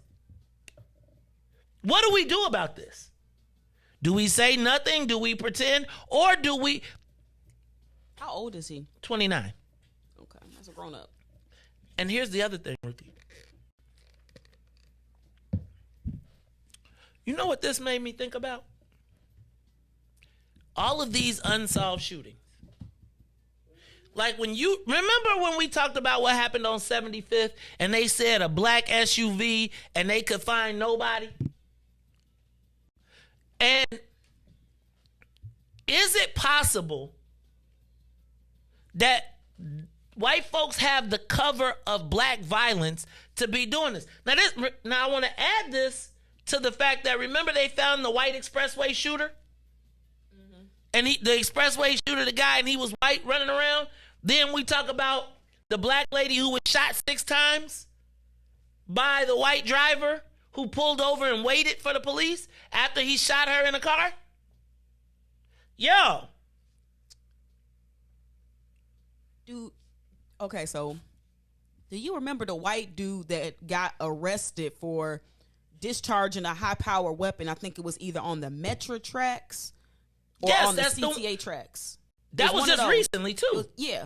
That was I think the CTA track. Was it CTA track? Okay, so, and he had it in his book bag. So, my thought, well, first off, I don't think he should have been released until they tested every single one of them spent shell casing against a ballistics analysis, etc. Go ahead. Security measures. He's not released. He got $30,000 bail unless they paid it already. But go ahead. The second thing is, so the thing about, so I got 2 more things. Come on. The second thing is, y'all see in the news, they keep on talking about that they took his FOIA card because he's a clear and present danger. I need y'all to peep game how he had these high-powered weapons that they trying to ban. So if 20 of him got these already legally through his FOIA card, everybody knew about it, like his parents, his family, all of these people, because there's no way, and they trying to ban them. That's the second thing I want to say. The third thing is, part of like tactical thought and all this stuff is you got to test the land. You got to test the lay of the land. So you go into a park because you want to see what's going to happen. So how many times has he done this to test out these different areas within our neighborhoods that he think might not, that he might be able to get away with it? The thing that he underestimated is that in black neighborhoods, we are more surveilled. We got the shot spotter. We got these extra bit of cameras and some. And so I think this was a test run that he was doing for something else. But this wasn't the first test run that he done did, because remember, he had the notes. He had them little handwritten notes in his car about the mass shootings and whatnot. And I can almost guarantee you that if I want to see what he wrote. I want to see what he wrote. Right. Did he make any references to certain groups, any certain population? Niggas. Or it could be, let me see the notes. Then I can determine what type of punishment they're going to give him. Let me see the notes. Guess my question is, so then here's my next step. So then he gets to jail. He gets arraigned. And a black judge who probably lives in a black community gives him a $300,000 bail, which means he can get out. Like, fam, do y'all know anybody that can get out on $300,000 bail? Can I tell you that if somebody can, it's somebody probably from Woodridge? For something like this, I almost feel like his family and him, they gonna go the mental health route. I hear you. But here's my thing, Ruthie. Like, how is it possible that he could get out? How is it possible that he even got a bail? There should be no way. And honestly, his family needs to be investigated too. And then, so you ever heard that statement, what is known need not be stated? What's known need not be explained, understood. Right. What doesn't Judge Miriam Ahmad understand? Never know. You say that person from Real Bridge or whatever, so you know they probably got a good type of lawyer. I think the lawyer is daddy. So you know if that's the case, I believe so. You know if that's the case, they probably know law. So they say, so you really don't have me on nothing. You know, like you. Really I got you on possession of with Foy. So all that is just possession. So they gonna say, okay, with possession is that, you know, like, can you not be released or anything? They'll be like, okay, yeah, they can be released, and that's why he got a bond. Probably because of that, you know, like he got such a good lawyer. So can I tell you this? There's no lawyer better than the judge. Make me. This is me, and I'm with you, Riis. Exactly. It is always laws that work to screw us over. So this is me. Yup. Same courthouse. Jason Van Dyke is home. We said there was laws. Every one of those bullets was supposed to count for, and the judge reinterpreted it. Interpret it and take me to appellate court and make me prove it. But you like, my thing is, and I bet you the judge was like, there's rules, right? She said that, right? And I'm going to say like this. So did the same judge who watched Emmett Till get killed. So if this dude gets out and comes back, do you think if he was in Highland Park, Ruthie, that anybody would make any justification for rules? His daddy could be the lawyer of the century. If this dude was caught in Highland Park, it would be a national story.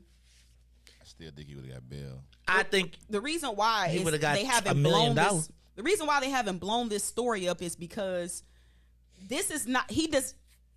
Right. Go ahead, say it. They ain't trying to. This is the person that, look at his face. This is the face of domestic terrorism. And America, is hard for them to reckon that their sons are the face of this domestic terrorism. And so the fact that the media, and I understand how the media works and how they got to write these stories, but the fact that they ain't talking about it from that perspective, I get it. They just reporting on what happened, probably waiting on more details, blah, blah, blah, blah, blah. But in the meantime, that leaves us unprotected. So while y'all following the law and talking about this, and that, it leaves us unprotected. Look at dude. Do you see this dude? He don't even look scared. He look like what? Well, for him to have all that in his car, he was not scared. This was a pretty I would, dare I say, a very normal thing that he was engaged in. They ready. And I hope his vehicle is impounded. They need to dust every casing. Bring the truck out there, because you know they got a mobile truck. They can test them guns and bullets right on the spot. Now you know. If they did that, then it wouldn't be Englewood. You niggas is killing yourself. But see, but what they need, but I would. You see, they call the feds. I need the feds to step in on this one. I need the feds to trace his location. I need the feds to piece together his whereabouts for the last 5 to 10 years, so we can see what he engaged in. I need them investigating his family. I hope they already have the search warrant for his crib. Like, I need to know where he bought these guns from. How long has he had a FOIA card? Did his daddy sign off on it? I need to know all these things. I need them to break this story down. Where was the press conference? Thank you, Janessa. I mean, what your name is. Where was the press conference? Where was the look, y'all? We thwarted this because they don't. Thwarted what? Thwarted what? Right. Exactly. They don't want to talk about that. Right. I mean, like, to me, the mayor should be on TV calling for a federal investigation. I need the black people to be talking about this. Because if this wasn't Highland Park. But see, we just not organized enough in that way. But we need answers for this one. I feel like who saw dude though? The thing that the challenge for me is they get to operate with impunity in our neighborhoods. If I'm telling you, if I'm rolling through, somebody is gonna ask me what I'm doing around here. Who owns security? Like black security. Then my thing is, so if he was at that park, what do we do? Are we secured at all of our black? Like, y'all do realize this is back to school season. All the parks are full of people doing giveaways, kids running, and they don't love us. Do we have black security? No. Are we ready? Right? Like, again. No. And Ruthie, remember when I told you about the march on the Dan Ryan? And I told you about all of those white guys that was out there with earpieces and hats and sunglasses, and I thought they was police officers until the police officer said, move your ass out the way. And then I looked down and they had on Converse and all, but they looked very military. And they were on the bridge. I'm going to find the pictures because it was so crazy. I took pictures.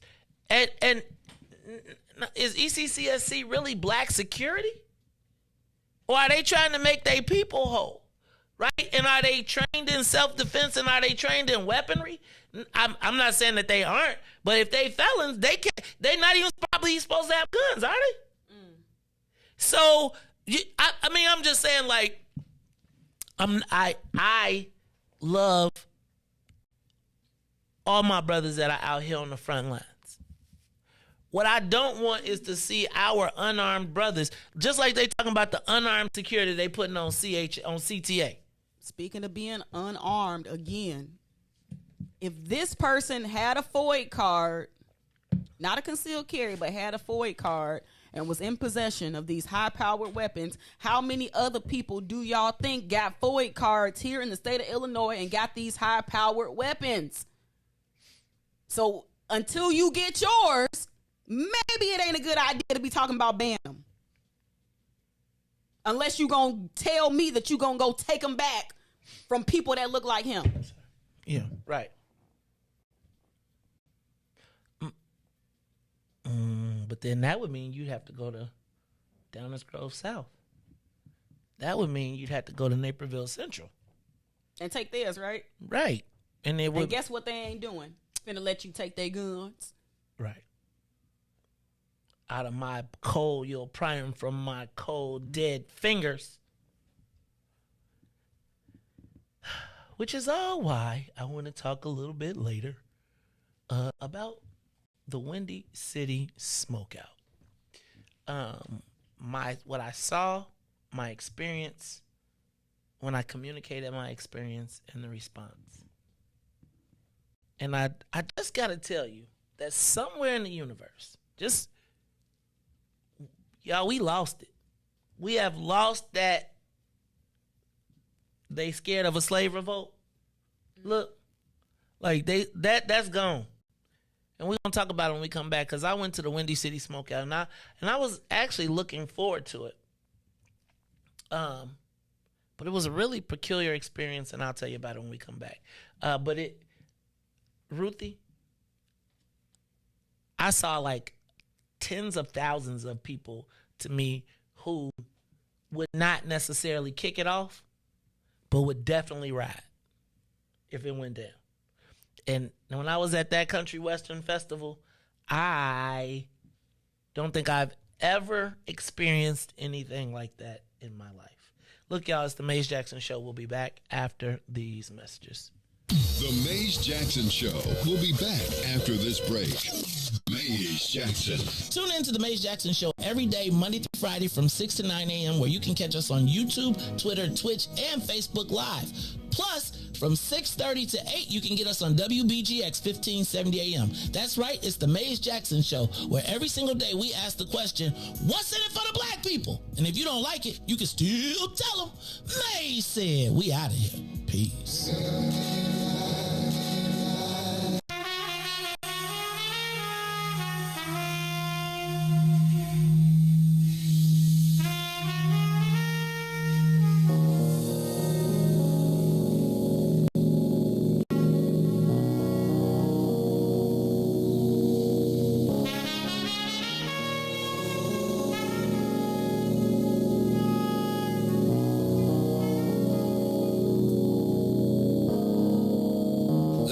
In my mind, gotta designate what to leave, what to take, and appreciate. A lot of people talk fly, but I levitate.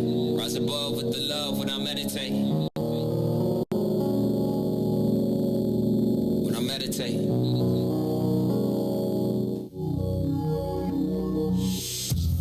I roll with God cause he never late. My sundial and denial of the Ben Franks. On the road, let's travel with a full tank. Revolutionary overture, that's too saint. That's two sons, that's two saints. Like Peter, Paul, me and you could be the new saints. Let me paint a new picture on the 16. Woolly head, black man with divine jeans. Yeah, I be rapping, but these 16's art. Cathartic, therapeutic, really who needs chart? All I need is heart, cause love and some knowledge. Acknowledge, don't acknowledge, I be good, to be honest. It's like, if you never knew my name, at least I know me. Broken chains on my brain, now I'm set free. At peace in the now, I'm complete. Cause all I ever had to do is just be. Just be.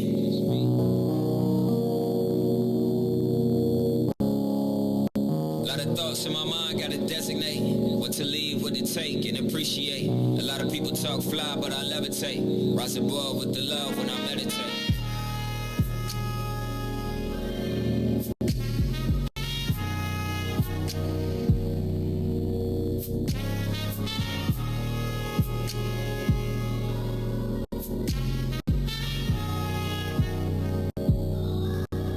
You are listening to the Maze Jackson Show. I'm your host, Maze Jackson. Welcome to all of our new listeners and viewers. Good Lord, what we doing this morning? We over 300? Like, we over solid 300. Y'all watching everywhere, Facebook, YouTube, Twitter, Twitch. I wonder if it's any of them new people. I wonder did Susie Q or Christopherson join us, since they was telling me that they was going to pull up. But anyway, y'all, it is the Maze Jackson Show, and I want to talk about my experience this weekend at the Windy City Smokeout. So let me start this by saying, so shout out to Keanu Hughes. I saw you said the Windy City Smokeout. It's funny because when I saw it 2 years ago when it first moved to the United Center, I was thinking the same thing, but it was during COVID. But no, it's a barbecue and country music festival. And it was pretty freaking big, if you ask me. Like, Ruthie, do you know, I feel like it might have been the center of the country music world in Chicago this weekend. You had Willie Nelson on Thursday night. Friday was What's that boy, the dude that sing, It's All in My Head with Nelly? I know you're talking about. It's all in my head. I got his name somewhere. Travis somebody or something. Hold on. Let me see if I can find his name. Hold on.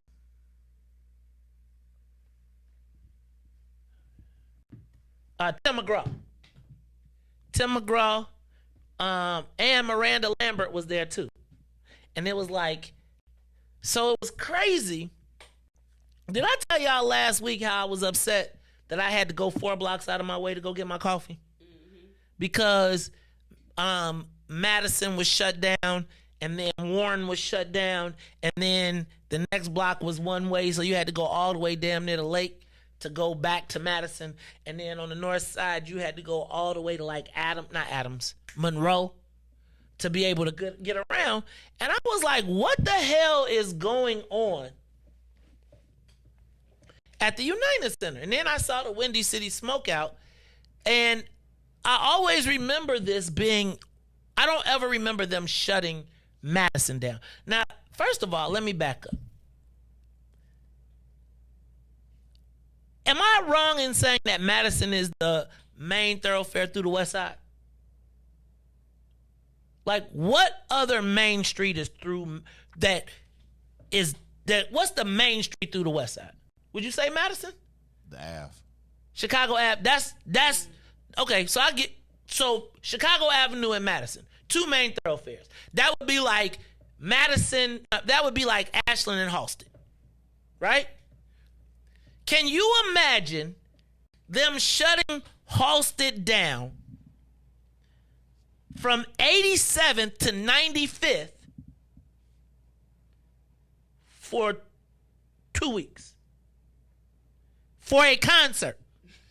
For a concert that nobody in the neighborhood is really coming to.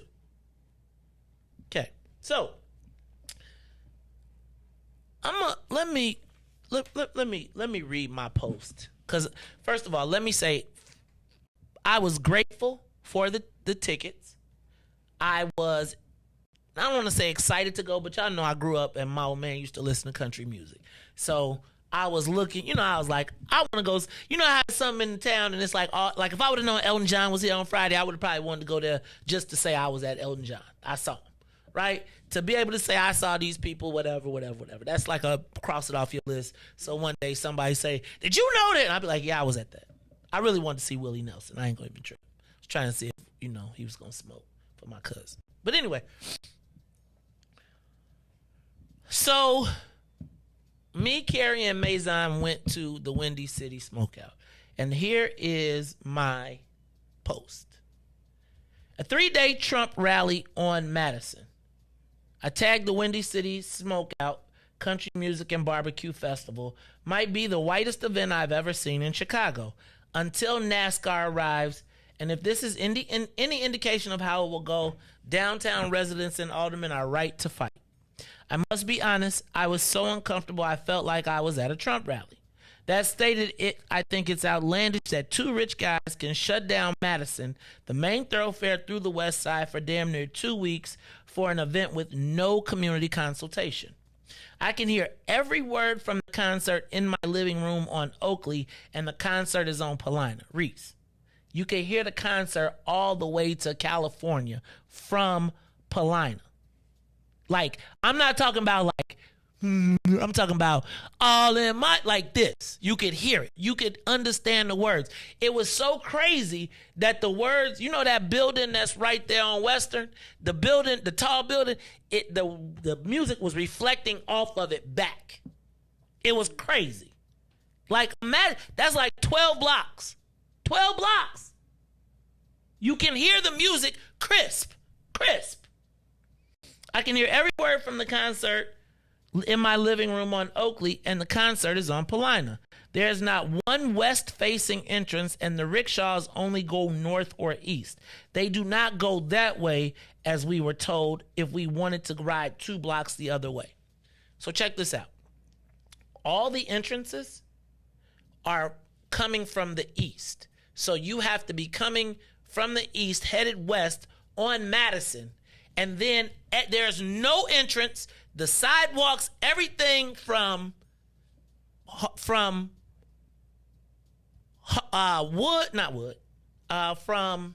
Halsted, 1 block east of Halsted. So like Paulina, all the way to Damon is shut down. Sidewalk, parking lot, Warren. I think that's like Green or something like that. No, Green is off of Halsted. Right. You said from Halsted. Ashland, I'm saying. Okay. I'm sorry. So from Ashland all the way back to Damon, and I would say Paulina to Damon, is shut off. The only way you can get into it, is coming from the east. Literally, there are black fences all around it, blocking out the rest of the community from even seeing it, or not even allowing them to see that there is a community going west. Essentially creating a white safe zone on Madison that goes across the street. They restricted the public access. Okay, so let me go. Plus, okay. Oh, and then when we tried to leave, so we tried to go in, so we coming from the west, and we where's the west entrance? There is no west entrance. So you had to walk. So say you got to Damon where the festival was, you have to walk all the way down to Paulina and then come you had to go to Warren, walk down to Paulina, come back around to get back on Madison. And I was saying damn, y'all really have no west-facing entrances at all? So you couldn't even get off at Damon, park, and come in. If you parked at Red Top, anything west of Damon, you had to walk 3 blocks, so you never had to deal with the community, the neighborhood. Then Ruthie, when we tried to leave, because we had walked so far and it was the long walk around, all of those rickshaws, the pedal bikes that are lit up. So I said, okay, well, you know what? I'll chip in. We'll pay for a ride to go back. They was like, we don't go that way. Literally. They was like, we don't go that way.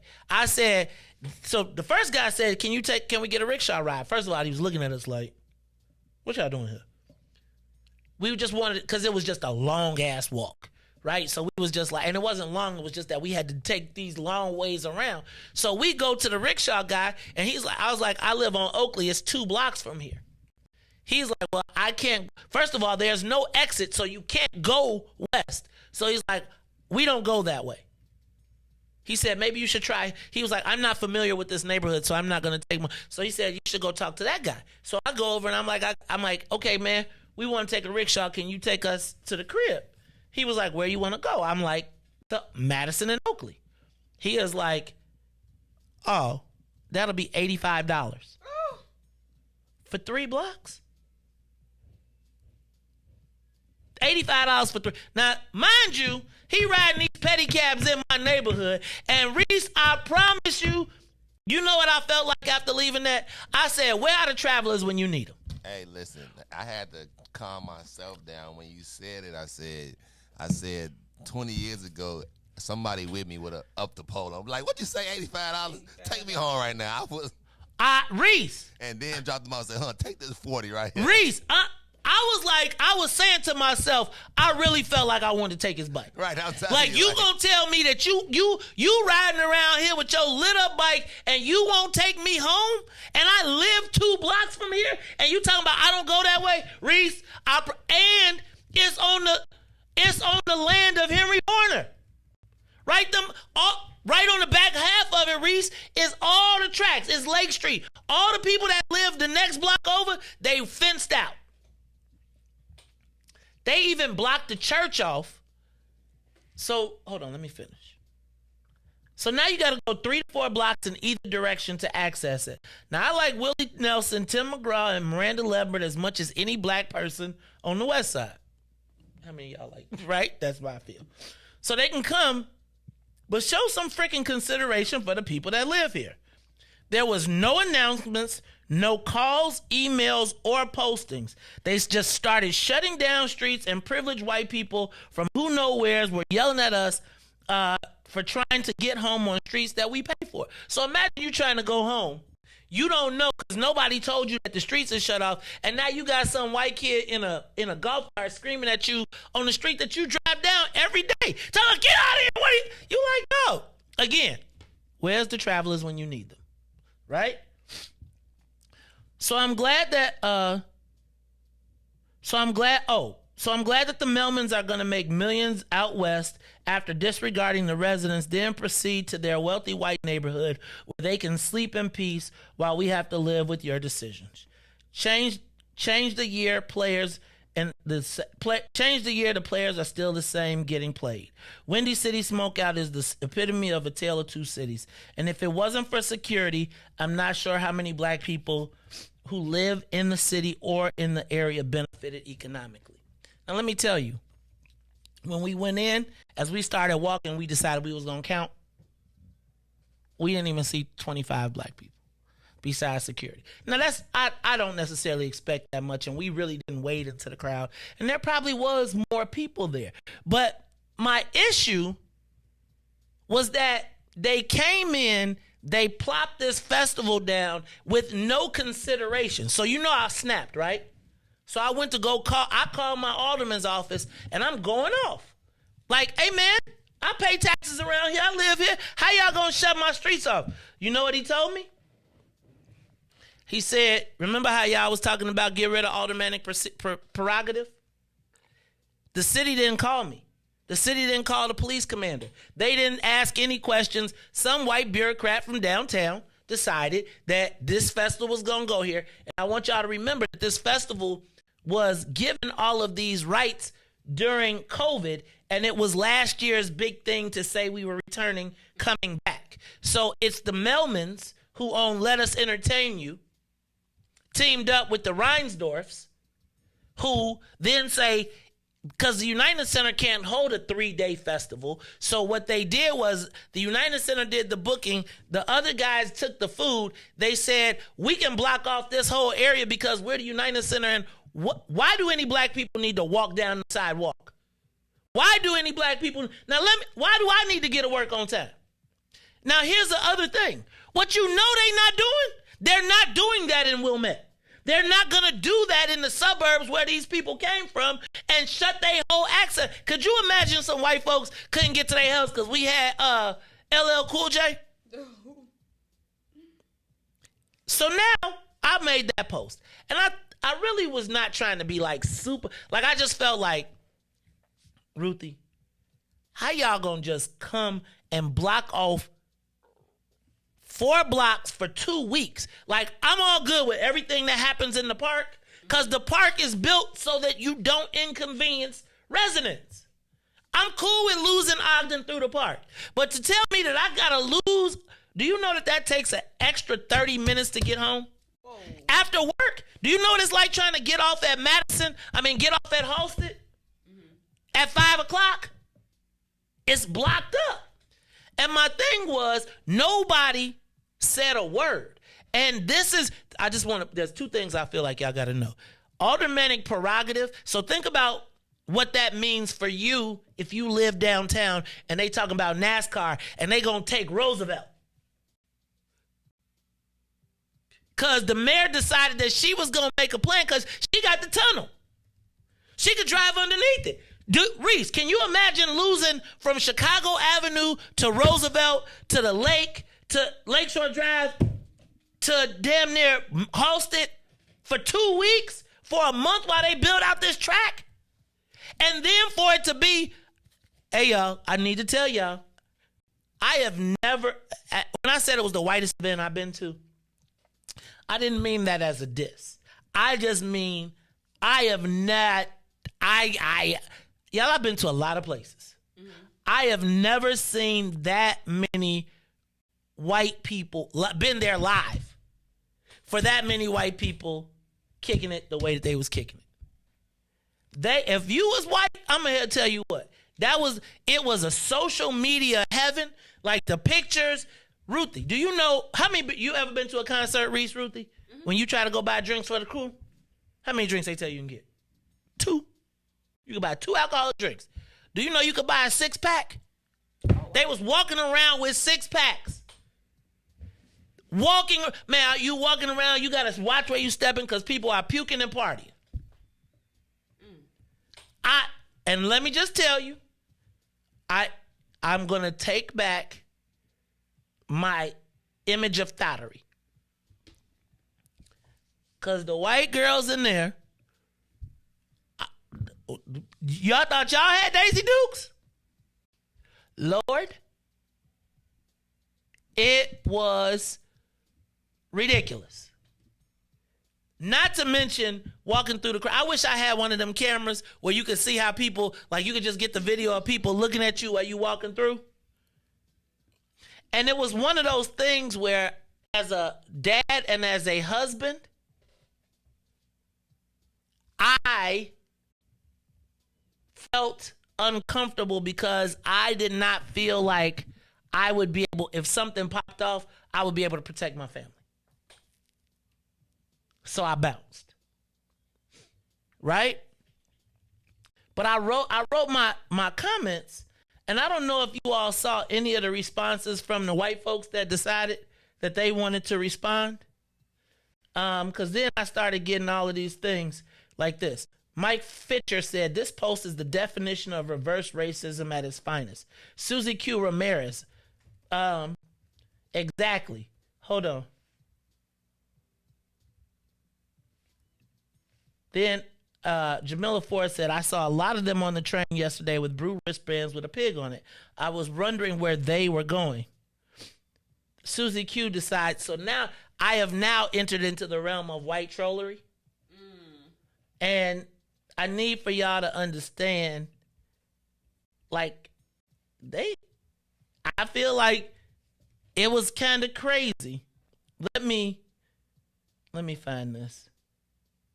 Because I really want to. Okay, so here's the one from Chris Stofferson. You're a dumb racist mother ucker who probably has no gosh darn dad. 99% of the neighborhood has been amazing to us and love our tax dollars. You're just a racist, miserable, freaking scumbag, he said, effing. I'll be there tomorrow if you want someone to pull up, fuckhead. Only uneducated punks use race card in every situation. Your shithole would still be exactly what it was if it wasn't for us being the whitest event you've ever seen in Chicago. Sound like a Trump rally? Totally companies? I'm saying people that say, oh, no, I'm not racist. Right. You're going to blame the white man for Beetlejuice letting 17th highest value franchise in all sports leave. Ha ha.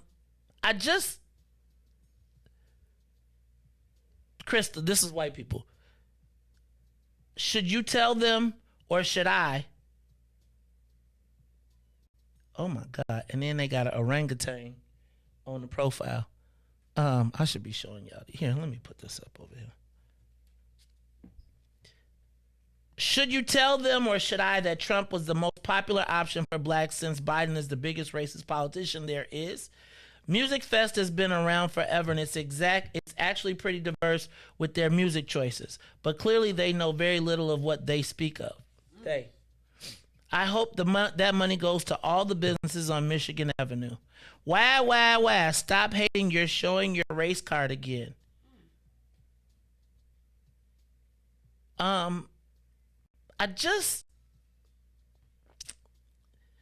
So I feel like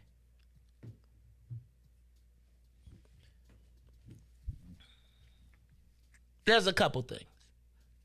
One,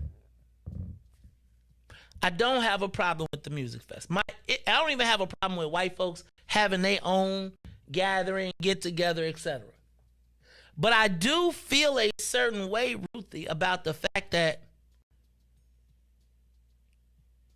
nobody cared about the people who lived there. And I don't care about, like, I say, man, what happened to the travelers? Riis, there was so much money being made. They had weed lounges where the weed companies was doing their thing. They was selling beer. They was like everything possible. Ruthie, I didn't see no black vendors. Right? Like, so to me out west, the only thing we got out of that was the people with the orange bats waving the cars into red top parking. Like, to me, if I go to that, I could care less. I go to festivals in Union Park and all over there's black people doing stuff. Whether it's cleanup, whether it's... I am watching, and then for these fools to be like, their tax dollars came... Y'all tax dollars didn't come to us. Y'all tax dollars went straight to the Melmans and to the Reinsdorfs. Y'all paid a permit fee. You didn't pay for what you took. What is the traffic that you took away from commerce that went from Madison? And how much does it come back? Who says to that community, who says to them, yo, cuz, y'all can't be on the land. Y'all cannot make $20 million and we don't see nothing. They made $20 million? You think they didn't? They made 10? Oh my God. Ruthie, the tickets was $100 each. If you wanted VIP, it was $350 a day. Ruthie, it was packed. I'm talking about it was packed. And they started on Thursday. Thursday, Friday, Saturday, Sunday. 4 days. I left out the house this morning, guess what? Street still blocked. Like, how y'all get to go to sleep and we still can't go to work? Y'all should have had a 24-hour plan. They built a whole entire city. Power plants and everything. Power plants and everything. Brought in everything that they needed. And I was watching how, if you look at the pictures that I posted on Facebook, the reason that I posted them the way that I did was because, Ruthie, it's like you look at these pictures and you say, hold on. Y'all mean to tell me from Madison and Wood, you cannot get through? Look at the pictures. You look at, that's Madison and Damon. So if you live in your own neighborhood, you are now sequestered. If you look at the black fencing, it was built to shelter everybody from being able to see inside, but more so out. You know what this reminded me of? Y'all know how I told you, did I ever tell y'all that Disney, how many has ever taken a Disney cruise? Anybody taking a Disney cruise? So the Disney cruise takes you to Disney Island. Did you know where Disney Island is? Mm-mm. Haiti. It's in Haiti. The place that your boy referred to as the Château, right? It's in Haiti, but when you get there, you don't know you're in Haiti. You think you're in Disney World because they wall you off from everything else so you can't see behind the curtain. These people came to our neighborhood, partied, puked in safety, in a same neighborhood where just two, and were secure, not one incident. But in the same week, in the same neighborhood, just 2 weeks ago, did I not tell you I was woken up to automatic gunfire that felt like it was in my house? So how is it that we are able to protect and create a sanctuary for white people where millions of dollars can be made, literally, as they have to put nothing in? And now your mayor tells you, so now understand me when I think about this in NASCAR. So now imagine this is just people from around here. Imagine the South arriving in the city of Chicago. They done blocked off our streets and now they talking crazy because you can't get to work. And the white people, and you know that they only gave us a $500,000 permit fee. We ain't getting no tax revenue from this. They just made white people rich and nobody even thought, man, we got to cut them in. Where are the travelers when you need them? And I mean that with the utmost respect. But I know when the United Center got built, brothers was like, hey, you ain't building this on our land without us. And then what you saw was once that was established, then the people came after the people who put it down. They won't tell you that story. They won't tell you that all the people in the neighborhood was working. I remember my frat brother came home and didn't have a job. And he came home and was out west. And you know what he did? You know where he got his job from? The Brothers. And he was cleaning the United Center until he got on his feet. And guess what he was? Not a brother. But they was trying to feed people. Now, you know everybody got their stories. But like, think of the gravity of this dude telling me he gonna pull up. Like, I felt like, really, white boy, you really are a little comfortable inside that gate. No, I'm saying, like, you gotta be a bit, like, cause you really can't see on the other side of the gate.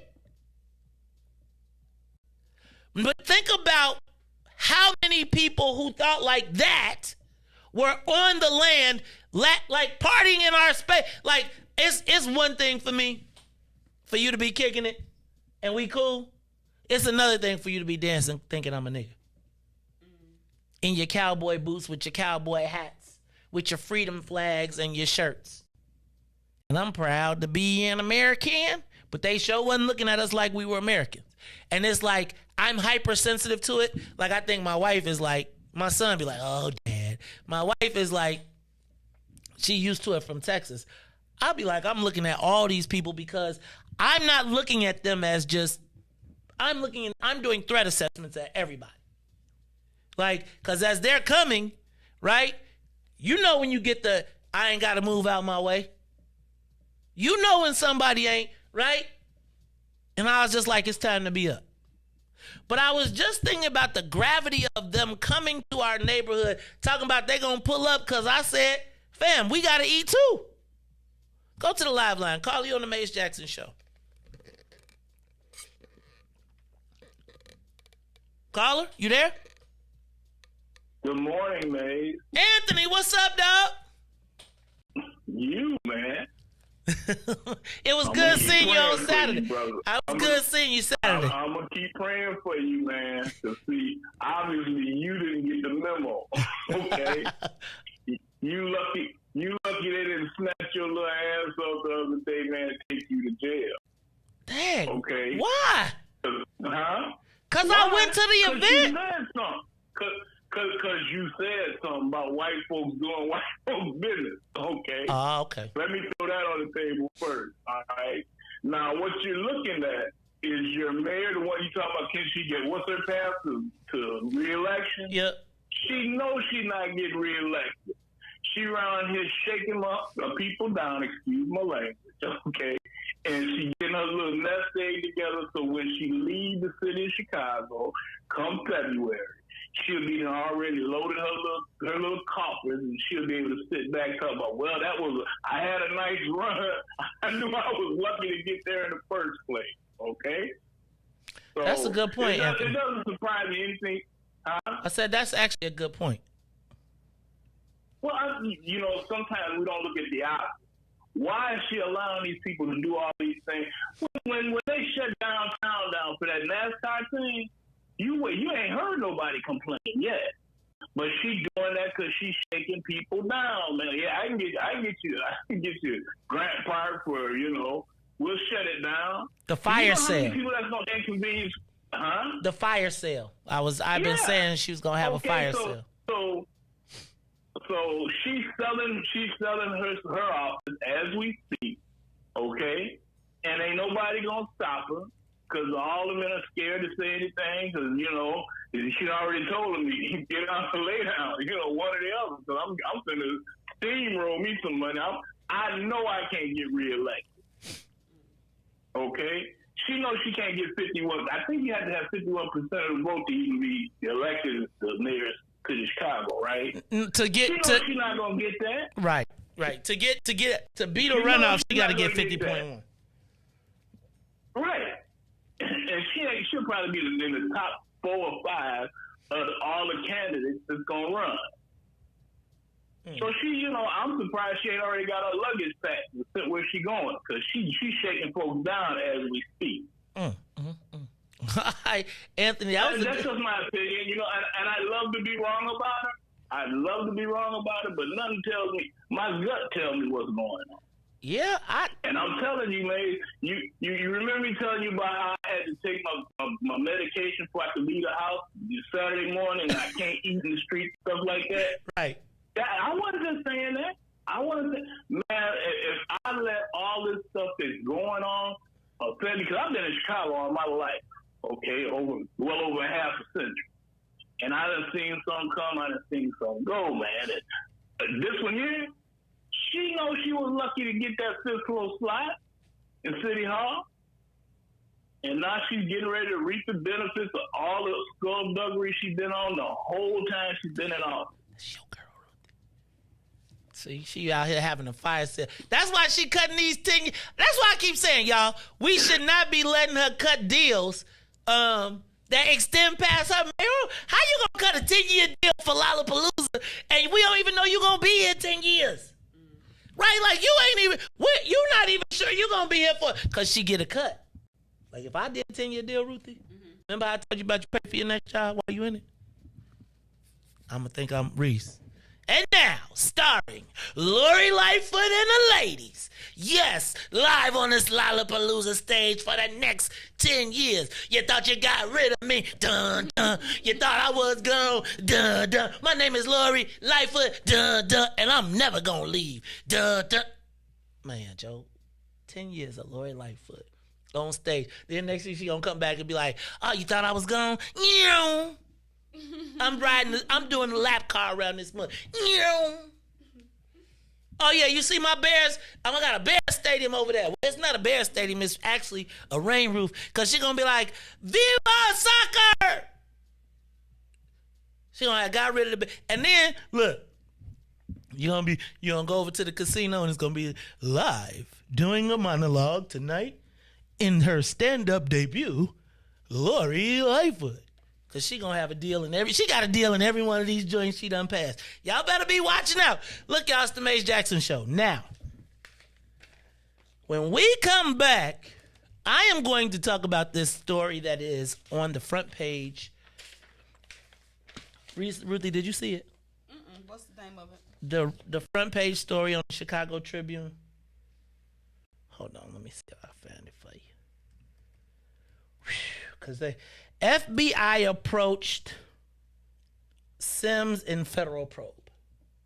We're going to talk about this not in the perspective of Sims, but in the perspective of what y'all going to do if Mike Madigan telling on everybody.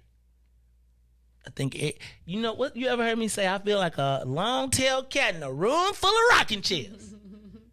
I'm here to tell you, it's getting ready to get ugly around here. But what's so crazy to me is they threw the black dude under the bus first. But just looking at the first sentence in the article. Just the first sentence. I've been teaching you too much. Go ahead. What does the criminal justice reform law have to do with this? I'll tell you. Well, I'm going to tell you. I think you have a perspective that I'd love to hear and want to talk about when we come back. I'm going to tell you what it is from the standpoint of why they probably lead with this. And we might be in the same box on this. So we'll talk about it. Caller, if you're calling us, give us a call, 872-259-7474. We will take your call, but it'll be right after this message. Riis, give us the top of the hour, and then we're going to come on back. Call us, The Mace Jackson Show. We'll be back. The Mace Jackson Show. We'll be back after this break. WIIFTBP Media's just for you and me. WIIFTBP Media's just for you and me.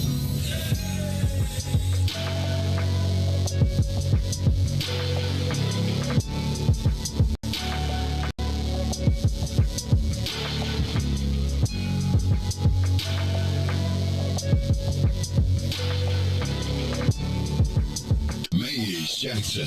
Tune in to the Mace Jackson Show every day, Monday through Friday from 6 to 9 a.m., where you can catch us on YouTube, Twitter, Twitch, and Facebook Live. Plus, From 6:30 to 8, you can get us on WBGX 1570 AM. That's right, it's the Mays Jackson Show, where every single day we ask the question, what's in it for the black people? And if you don't like it, you can still tell them, Mays said. We out of here. Peace. Hey, Chicagoland, all roads lead to Solo Beauty Supply, the largest black-owned beauty supply in Chicago.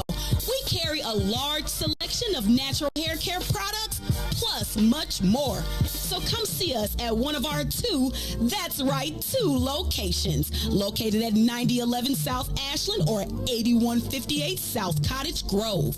Our inventory is growing, and with your support, Solo Beauty will continue to be a source of pride in our community. Today, the Biden administration is releasing what it calls a new strategy to fight domestic terrorism. Following a 100-day review, federal officials are now laying out a new plan hoping to deter, detect, and prosecute domestic terror. They went to the Capitol waving their flags and looking for smoke. He was out there looking for justice. They was over there looking for votes. Ashley Babbitt was with him and told all the people that nothing could stop us. She climbed through the Capitol window, breached security, and called a chopper. The media say she a veteran. They paint the picture to make her look greater, but she disrespected the same country that she served. That makes her a traitor. They was fighting police, resisting arrest. On God, I couldn't believe it. I guess blue lives only tend to really matter when it's convenient. Hey, these are the times we witness in history, all because they didn't get a victory. United States is so contradictory. We get equal rights, that's a mystery. Politicians, they more like magicians. You know they got tricks up their sleeve. We point out the flaws that's up in this country. You know they gonna tell us to leave. Somebody try to help me understand it. Always seems like a double standard. They be out here leaving us empty-handed to certain rights we are not granted. The media is the culprit when it comes to the comparison. Cause when it comes to race, they always changing up the narrative. Terrorism. They say you a patriot, call you a hero. I call it terrorism. And that's on the real. You know what we know, I say it's terrorism. They say you a patriot, call you a hero. I call it terrorism. And that's on the real. You know what we know, I say it's terrorism. They say you a patriot, call you a hero. I call it terrorism. And that's on the real. You know what we know, I say it's terrorism. They say you a patriot, call you a hero. I call it terrorism. We still out here trying to get our reparations, but the government pump faking out here hesitating. I'm out here trying to keep my peace, so I keep meditating. The media make us look bad, they taint our reputation. Look, it's so sad that COVID causing toe tags. You claim you so patriotic, but you ain't wearing no mask. You out here wilding with your MAGA flags and showing your ass. You wanna be part of some type of revolution so bad. Look, you talk revolution and constitutional rights, homie. I guess we forgot about back in the days when all of the business was whites only. Yeah. George Floyd got justice. Juneteenth got much respect. They made it a national holiday. Man, it's all good, but cut the check. They giving out all of these vaccines, putting it in you like caffeine. Was it all in the part of the plan? I bet money like DraftKings. It's land of the free, home of the brave. 1776, we wasn't free till 1865, so we wasn't part of that shit. And that there's terrorism. Terrorism. Terrorism. Terrorism. Terrorism. Terrorism. Terrorism. Terrorism. Back to the Mays Jackson Show.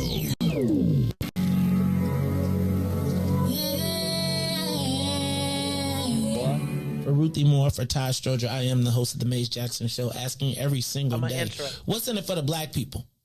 And if you don't like it, you can still tell them Mays said. Mayor Lightfoot, man, we ain't accepting that. We ain't accepting that. Let's go. Yeah.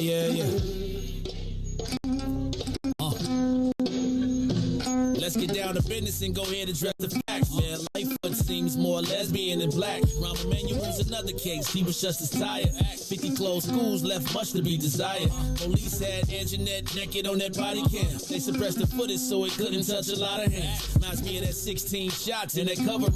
Both of them similar, so I went and dug it up. What's up, Chicago? We went a little bit long, so we're going to interrupt this regularly scheduled. Well, it's like I said, interrupt the regularly scheduled, but we already interrupted. Let me tell y'all, this is the Mays Jackson Show. I'm your host, Mays Jackson. Got my man, DJ Riis and Ruthie Moore. I am going to talk about the story that is at the front page of the paper of the Chicago Tribune today. It says that Sims was approached by feds in investigation.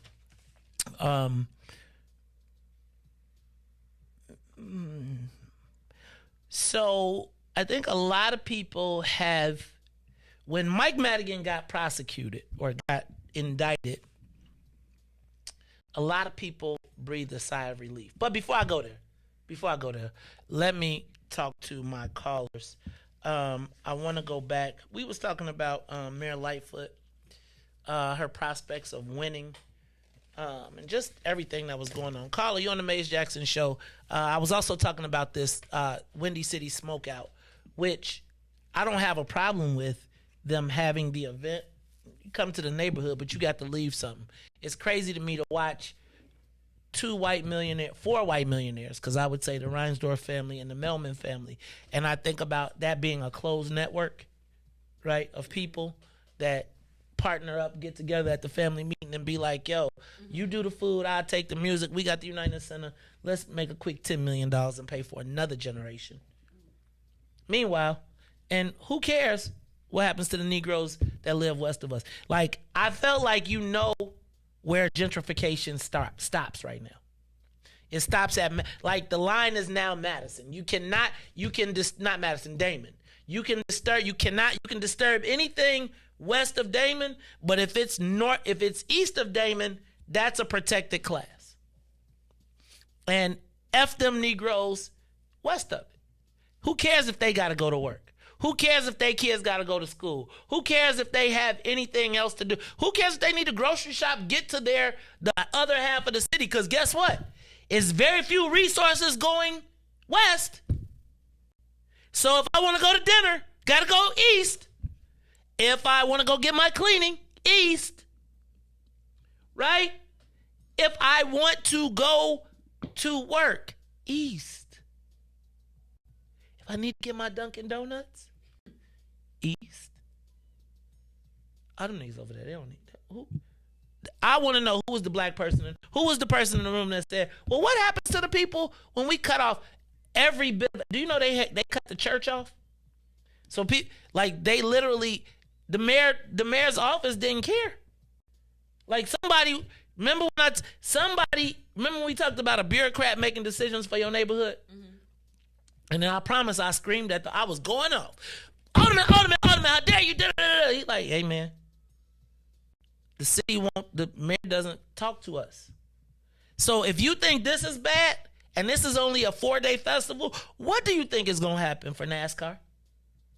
And for $500,000 permit and some food and drinks, I don't want no damn t-shirts. Go to the live line. Call you on the Mace Jackson Show. Am I crazy? Where are the travelers when you need them? Respectfully. I don't want no problems. It's the Mace Jackson Show. Craig, you on the Mace Jackson Show. Uh-oh. We lost you? Yeah. Hello? Hello? What's up, Craig? Hello? Yeah. I was wanting to address the shooter in the pub, more or less than Lori, because she's not going to be getting our vote, and I don't think too many other people are either. But I've long thought that we should be trying to recruit some military people to form groups to do security in our neighborhoods, because I've always felt like people are being paid to do these things, the shootings and stuff that we have. I don't even believe the numbers that we get broadcast every week. You know, I was thinking, I'm an old guy now, I can't get out there like I used to. But I would check the hospitals to see if the numbers coincide with what's being broadcast every week, because I believe they're being inflated. But our security is going to have to come from us. Police aren't going to do anything. And these gangbangers aren't going to do anything because they're scared of white folks. We need some people with military backgrounds to do just what the other folks are doing, form these militia groups and set up a system to surveil our own communities and enforce it. Because if we don't, nobody else will. That's all I got to say. Thank you, brother. I appreciate that call. I remember when I used to tell y'all we need to have sport and social clubs. You know how at the end of every block, they got that block, not every, but a lot of them got that block club sign that say no ball playing, no loud music, no this is the such and such. Actually, usually when they got that sign, they do everything that they say that you're not supposed to do on that block. But if you imagine, I just feel like there should be like, not a black militia, but every neighborhood should have a sports and hunting club. Like a black sports and hunting club, right? That says, it's like, so you got your neighborhood sign and it says this is a neighborhood block club or blah, blah, blah, blah, blah, blah, blah. But there's also and also at the bottom left corner is, we are also members of the International Association of Black Sporting and Rifle Associations, right? And it's something that says you come in our neighborhood, we have a hotline network computer of concealed carry, FOI carriers, everybody that is willing to defend our neighborhood from assaults, both internal and external. Remember, I told you I felt like one day there should be a community representative, and one day, like when you on the corner, he should go to the corner and say, hey man, we really would like for you not to be doing this at the corner. And when you say, man, shut your old ass up, the old man say, okay, I'm shut up. And somebody gonna say, you got a red dot? You got a red dot? It's a red dot on you too. The old man say, I'ma shut up and we ain't gonna talk no more. Right? But like, to me, dude should, I feel like, I don't know that I think dude should have, if anybody black knew he was there, he shouldn't have made it out. He shouldn't have another chance at it. He shouldn't have another crack at it. Oh, you got this in your, who know you? Can you imagine if you was the ops and you got caught with that in your car? If the ops rolled through and they had 300 casings and they was busting in your park, how does that end? Call you on the Mace Jackson show. Caller, you there? Caller. Hey, man. That's Deacon man. Quarles. I know that's my man, Deacon Quarles. I always could tell when that's him. What's up, Deacon? You ain't been by. You got to come by Obsidian, man. You got me looking for you every week. Come on. What's up, man? I'm a surprise you. I'm a stealthy kind of guy. Okay. But that last caller, man, and what you just said, man, y'all must have read some of my writings from some years ago. Because I have always said the only way that our community is going to get right the way it's supposed to is when the men of that community make it happen. We will not be able to do and control and get a handle on our community until we as men stand up and do that. Now, the problem comes in where what you were just saying about the old man, I swear that was on point with almost some of the exact same things I had seen. Men in the community going in the community, hey man, what y'all doing here? Oh, Pop, we serving. We thought, well, you got 10 minutes to pack up. You know what I'm saying? Yeah. No more conversations. You know what I'm saying? Because ultimately, that's all they will understand. I 100% agree. I see, and I think you send the old man because he becomes non-threatening, right? Like he approaches with a non-threatening manner, but he know what the job is. And at the moment, he don't go alone. Everybody is sitting wherever they need to be sitting because somebody that we know on every block has either been a police, an army, or something. And can put this thing together and say, this is our organized way. And if we say we're going to have concealed carry day and we're going to have a concealed carry march in our neighborhood and you can't see nothing, but we all walking or we all, man, I just, like, there has to be, like, you know how people feel all charged up when the Hebrew Israelites march through the neighborhoods with the purple and stuff on, and they be like, look at that. Like, we have not seen... Yeah. There has to be a point where that's part of the whole Obsidian thing. Like, where do the black men, not just black men, but where do we go, we convene, we solve, and then who do you call? If you ain't in a fraternity, if you ain't, who is your network? Who are the black people that's gonna say, and if we gonna make the move, we got the lawyer, we got the whole thing thought out. Deacon Quarles, we have to, and Junior, I agree, everybody don't need a gun, but the people that have them and that are trained in them, they should be trained to defend their neighborhoods with a code, which says, man, hey, bro, you find them, officer, we are police officers in our neighborhood, just like our judges. Like, again, Judge Miriam should have been like, okay, my job in this is not to be in the streets. Y'all delivered him to me. I'm going to do what needs to be done to protect our neighborhoods. That's it. That when you go to Naperville, you get caught with a gun, they sending your ass up with 20 years. I don't care who your lawyer is. Is Englewood her neighborhood? It should be. I mean, she run countywide, Englewood is. If you run countywide, Englewood is your neighborhood. Now, my question becomes, because you know you're going to say, well, help us understand the sentencing. Because, look, we're going to come around and they're going to be talking about, y'all know these judges. When you have a chance to do them, right? And we always want to show some compassion. We always want to be extra fair. They make the law fit what they needed to do. Our people be like, I don't want to be the bad guy. I want to get my rating from the Bar Association. Did y'all not learn anything from Robin Kelly? They don't care about your papers. They don't care about your degrees. They don't care if you think you the special Negro. You are good for it until you are not. Thank you, Deacon Quarles. Anybody else on that line? All right. It's time to move on. Y'all got me. But I do need for y'all to understand, though, like the gravity of a white guy telling me he going to pull up in my neighborhood. Because I said you too loud and y'all just disturbing the peace to your shithole neighborhood. And if I wouldn't have come, that was some of the most American shit I ever heard in my life. Well, he feel a sense of ownership over things that's related to his culture. Okay. Well, come let me own you some of this. I got some culture for you. Whew. These be the days when I just be like, could we just put a Facebook tracker on you?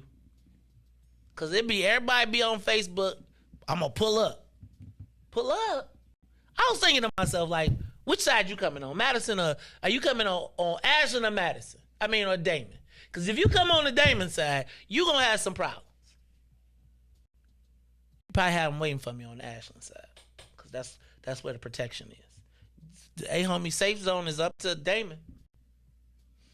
All right. Let's go to the next topic.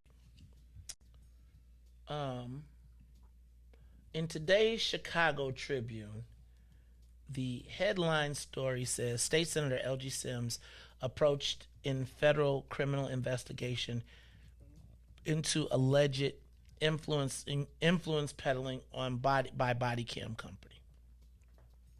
Illinois State Senator L.G. Sims was approached in the spring by federal authorities investigating potential influence peddling involving a police body camera manufacturer that hired the law firm where Sims works as a lobbyist, sources have told the Tribune. Sims, 51, a Chicago Democrat who spearheaded the state's massive criminal justice reform law passed last year and represents portions of the South Side and South suburbs, was contacted by the FBI in early May as an investigation intensified, according to two sources who have knowledge of the investigation but are not authorized to speak about it publicly. Ruthie, you said you saw something. I'm gonna start and then I'll let you go. As one who has made a pledge not to bring rope to the lynching, I'd like to take the helicopter up on this issue and look at it from a broader standpoint, which is the Mike Madigan indictment was a relief for some, but in my estimation will be the downfall for many.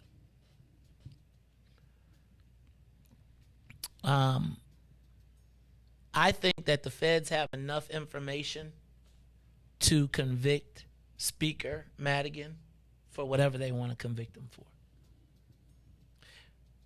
But it is often like a dandelion, where if you rip the flower off of the dandelion, how do they grow back so fast? Within 24 to 48 hours, you're going to have a whole nother plant.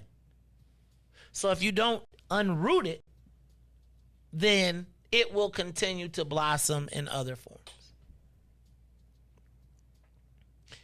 The State Senator L.G. Sims approached in federal criminal investigation into alleged influence peddling by body cam company is a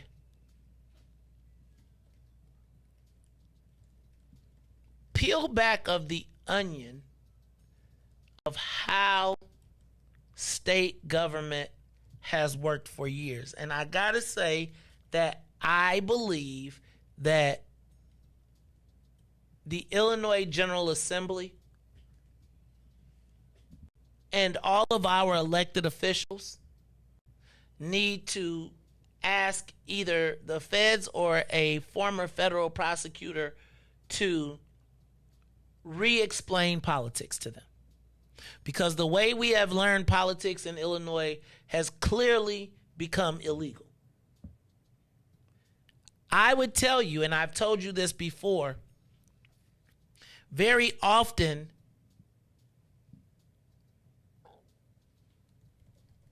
the speaker, one of the very powerful things that the speaker controlled in Springfield was the Illinois Trial Lawyers Association. Does anybody understand why that's important beyond the fact that he's a lawyer? Well, the reason it's important is because so many legislators also serve as attorneys. And as an attorney, by controlling the Illinois Trial Lawyers Association, not controlling, because I don't want to be sued, but by having a relationship, the understanding was often that because they were lock, stock, and barrel tied to the hip almost as closely as labor, that they became part of the speaker's patronage system. What do I mean by that? I mean that if you are an attorney and the speaker had a relationship with the Illinois Trial Lawyers Association, he could put all of his legislators into legal positions to work on things that they would be working on in Springfield, but be protected by their attorney-client privilege and not be considered, doing anything wrong. So many legislators who were lobbyists, many legislators who were lawyers also became what we hear of counsel to various law firms. And there became a competition between law firms to get these attorneys. Why?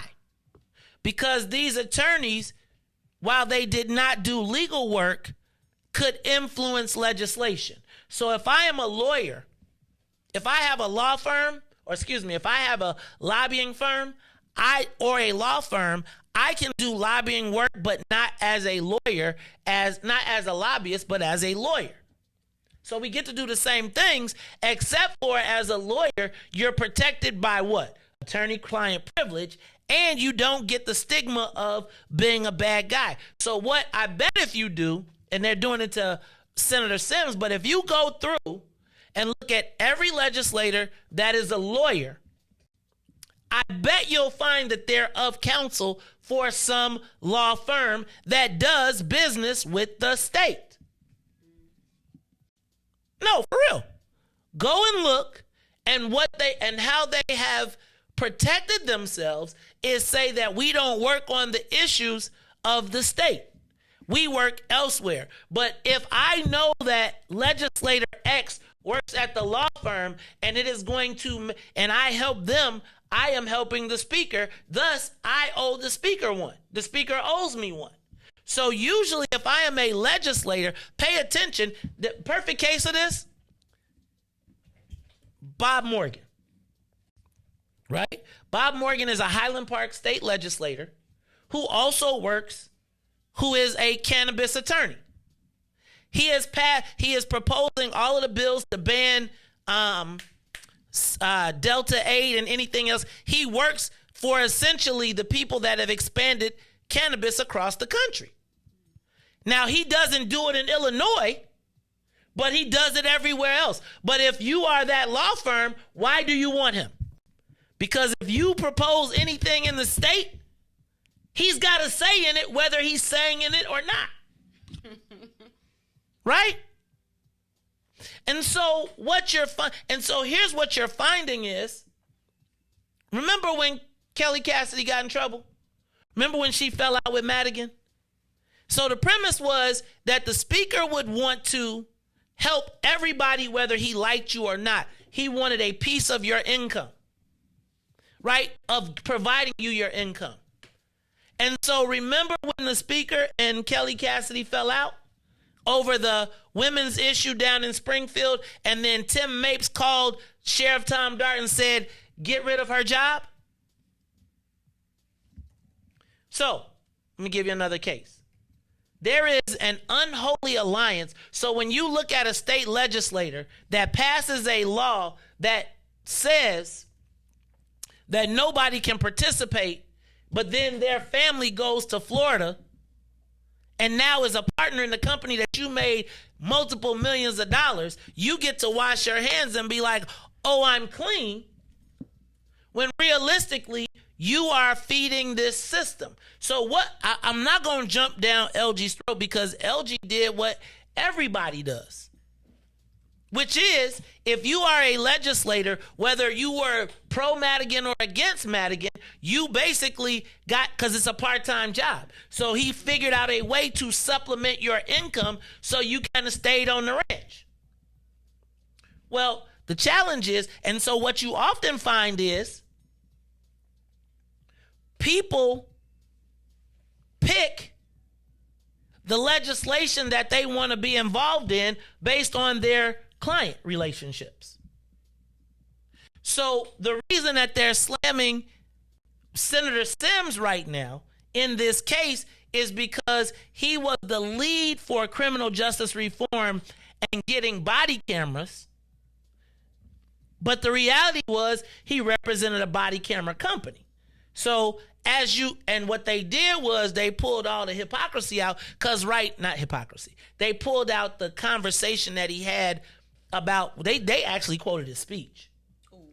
Where he was like, this is the right thing to do, because they want to kind of throw him under the bus, because it's like you're standing up here saying all this, but at the same time you're getting paid from it. So it's not necessarily as self-righteous. But the challenge becomes that now Madigan is telling. So what I would be concerned about is if I was any legislator that got a job, contract, or a family member working through Speaker Madigan, they're going to connect it to legislation.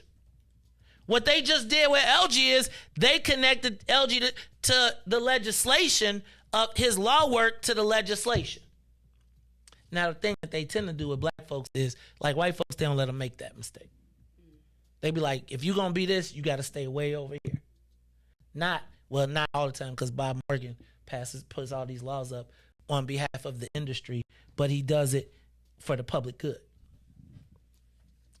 But I think what you're seeing right now is they're attacking LG Sims because there's now this push against, he led the criminal justice reform, but there was also this push against all of the no bail and all of this. And so now what you got to do is start smearing everybody and making it look like they weren't necessarily genuine in their thought process when they were doing it, which then makes him questionable to both us and the feds. Does that make sense? Okay, Ruthie, you said you saw something. Go ahead. No, I was just curious about them coming after the criminal justice reform bill. Like they kind of led with that. I feel like in the media, so it just kind of. So can I take you back? And this is where like I gotta have like I feel like I gotta go start finding my old shows and be like, I told you this. So I don't know if you remember, and Ruthie, you weren't on the show, but there was a day when the feds dropped the list of when the feds dropped the I was mentioned in the Madigan wiretap because Mike McLean was asking about, they was like, what's in it for the black people? Like, Mays Jackson has given us a lot of problem. It was during the Trayvon Martin. Remember when all the elected officials was hurrying up? This is before George Floyd, but it was like during the Trayvon, Mike Brown era. So all of the black legislators were hurrying up to pass legislation. And I don't know if you all recall when they were like, and all of these black legislators were filing bills and laws, and the speaker said, we've got LG, and we're going to put them all together, and we'll give everything to LG, and we'll make one bill that will equal up to nothing. Right? That rings out in my head because that essentially was, I'm not going to say that was the deal, but my concern was that you were a willing participant in thwarting all of these criminal justice reform efforts that were happening while he was a member of the House. Part of the answer to that for me is, okay, we'll make you the point, but we're going to give you a client in that space. Because remember, Mike McLean passed out the clients. So if you help us with this, and I'm not saying this is the case, but this is typically how it works. If you help us with this, let me make the right introduction to you. So now you pick up the cameras as a client, and when it comes back around, you're in the catbird seat because you're the lead negotiator. So if it's going to be body cameras, and then I'm going to do body cameras, but guess what I'm going to do when I make it? I'm going to make a specific type of body camera that makes my client be able to win in this. So my client says, man, you got criminal justice reform? There's not black body camera companies. So somebody is like, we're going to profit off of this death. Right? Fam, look, if you pass this bill and it mandates body cameras, that means everybody in the state is going to have to wear body cameras. We want to support you.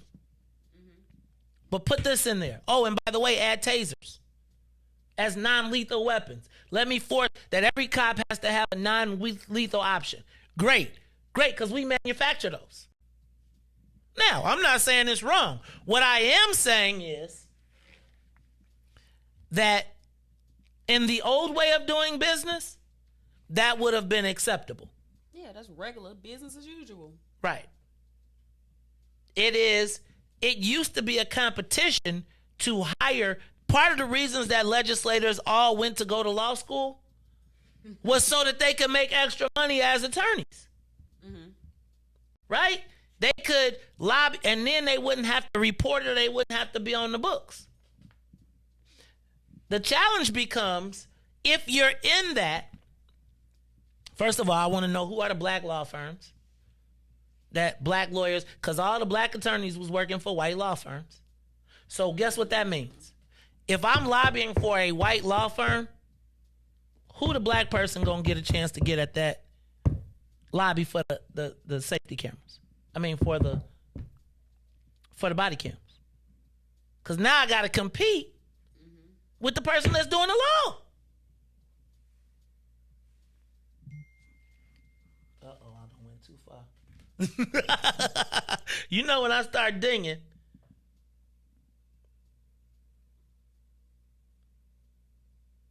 Hey, yeah, I don't say LG did anything. Okay, first of all, hey man, let me do my show. I am suggesting that there is a pattern. I am not accusing LG Sims of anything. LG Sims is I feel like he is a respectable, and has always shown me respect and love in the space. So I'm not trying to body slam LG. What I am suggesting is that there was a process in which there's a process through which business was done that is no longer acceptable. There was a time when I lobbied, now maybe times have changed, when everybody wanted to hire a legislator as an attorney or have them as of counsel. Right? So that, because if I go to any meeting with a state legislator, whether I say a word or not, I know dude got to vote. He might not be voting on this issue, but he got to vote. And what I tell you about what is known need not be said. Yeah, this Illinois politics. I think it speaks to how you talked about just the reshaping of Illinois politics and who's going to be in the lead when all the dust settles with these quote-unquote reforms. And I think that we are about to see a bunch of it, right? Like, I think, because again, it's like them people having the property tax businesses. I liken that to the same way of doing. It's every industry. It's the way business has been done. It is the way that business has been done. And the thing that I'm trying to tell everybody is, if you got one of them joints, they probably finna be at you. One of them sweet licks. They probably finna be at you. Cause he's telling. Right? And you're gonna say I didn't do anything. And now what we know is that this is going to be looked at. I'm not saying from this. I don't know if he's telling. I think what is being done is they're looking at all the ways, the model that he has used to enrich and entrench himself, and they're coming after those ways. I think he telling, because I think you're right, but I think the next step is, because they still got the 800-pound gorilla that we haven't heard about, and that is his son. And my thing is, if you know him, then you know that everything he cares about is really his boy. And so my thing is, what would you do to save your son? And I just need to say, ain't nobody on the list safe if it's my kid. If it's my kid, ain't nobody safe. Now, what I think is crazy is that the first story that comes out, when people have been doing this forever, is for them to put Senator Sims up. I just hate the way that they just reform us. Right. Like. Right. Like, my thing is, can somebody do cannabis? How about you do cannabis? Before you start doing criminal justice reform, do cannabis. Break down that story. But, so, like, if legislation, Illinois legislation, right, says that in 2025, every officer in the state has to wear a body cam. The next question that the informed people gonna ask themselves, who got the contract? And I feel like if certain people got the contract, then people ain't asking no questions. But they gonna reform us out of power.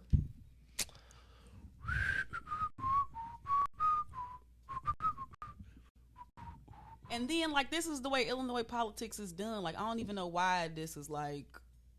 But again, they trying to change the way that politics is done. So I get the reform piece, but I just don't like them reforming us out of power. I just feel, they done pillaged the village for centuries, and now it's like, but hold on, y'all ain't about to do this. And I just think that that's kind of wrong. I do too. Well, I feel like it goes to the point like, we'll do it, but you ain't doing it.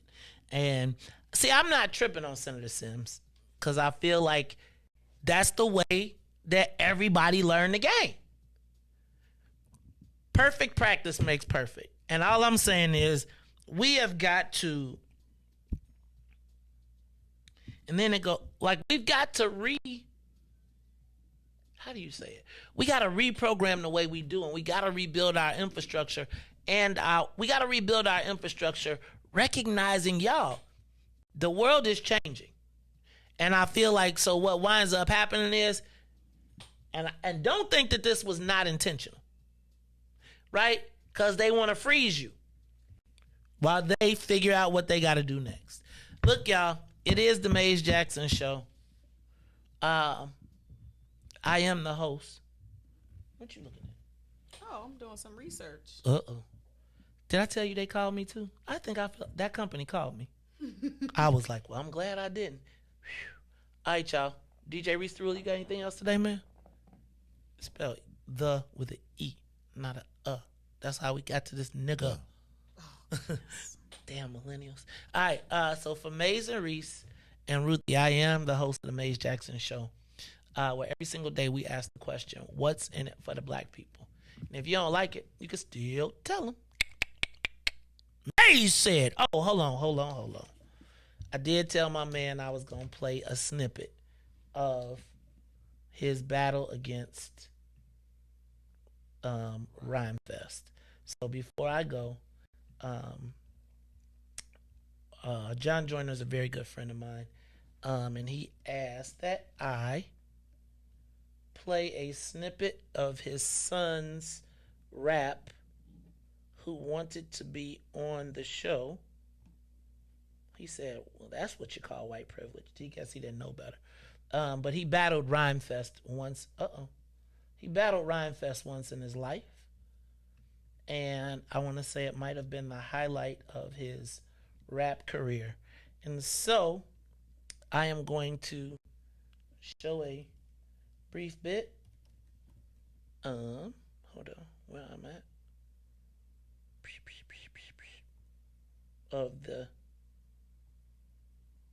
Of him and his rap debut. And then Riis will take us out. But I'm going to give you a little bit of the white boy versus Rhymefest.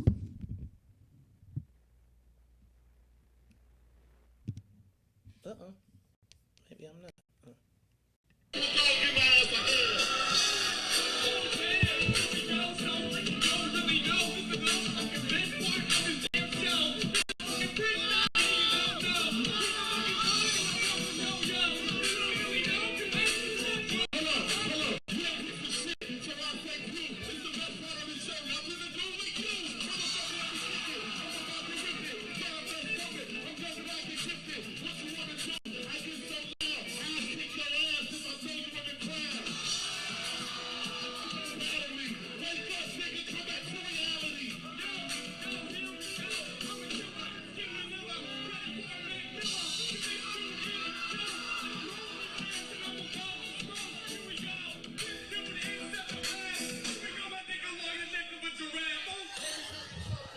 Yeah, this is the Mays Jackson Show. I'm your host, Mays Jackson. That was John Jr. My good friend John Joyner lost his son this weekend. And so he asked that I share his video because he had been trying to be on the show for a long time. So, if you can help someone, you try to. This is the Mays Jackson Show. So for Mays, Riis, Ruthie, I am the host where every single day you ask the question, what's in it for the black people? And if you don't like it, still tell them, hey, could y'all do me a favor, though? Y'all should go tell it. No, I ain't going to tell them. Should I tell them to go say what's up to Christopherson? I want to just, one day I just want to black troll somebody. I want to black troll the white people. All right, y'all. If you don't like it, still tell them. May said, we out of here. Peace. Let's get down to business and go ahead and address the facts, man. Lightfoot seems more lesbian than black. Rahm Emanuel's another case. He was just as tired. 50 closed schools left much to be desired. Police had Anjanette naked on that body cam. They suppressed the footage so it couldn't touch a lot of hands. Reminds me of that 16 shots in that cover-up. Both of them similar, so I went and dug it up. George Floyd killed, a lot of riots happening in the town. Southside burned and they wouldn't let them bridges down. Grandmother sick, need a prescription and plus a couple groceries. You gon' have to travel just to get it now. COVID-19 out here shutting all the business down. Not enough SBA loans to even give around. So many failed businesses that you can put them in the pile. If you don't survive the pandemic, it's gon' sit you down. We sing, dance, play ball, entertain, and crack jokes. Government infested black neighborhoods with crack smoke. System that milked us so bad we got lactose. Still trying to find out what's in it for us black folks. We sing, dance, play ball, entertain, crack jokes. Government infested black neighborhoods with crack smoke. System that milked us so bad, we got lactose. Still trying to find out what's in it for us black folks. Shout out to Willie Wilson, hope one day you get to send it.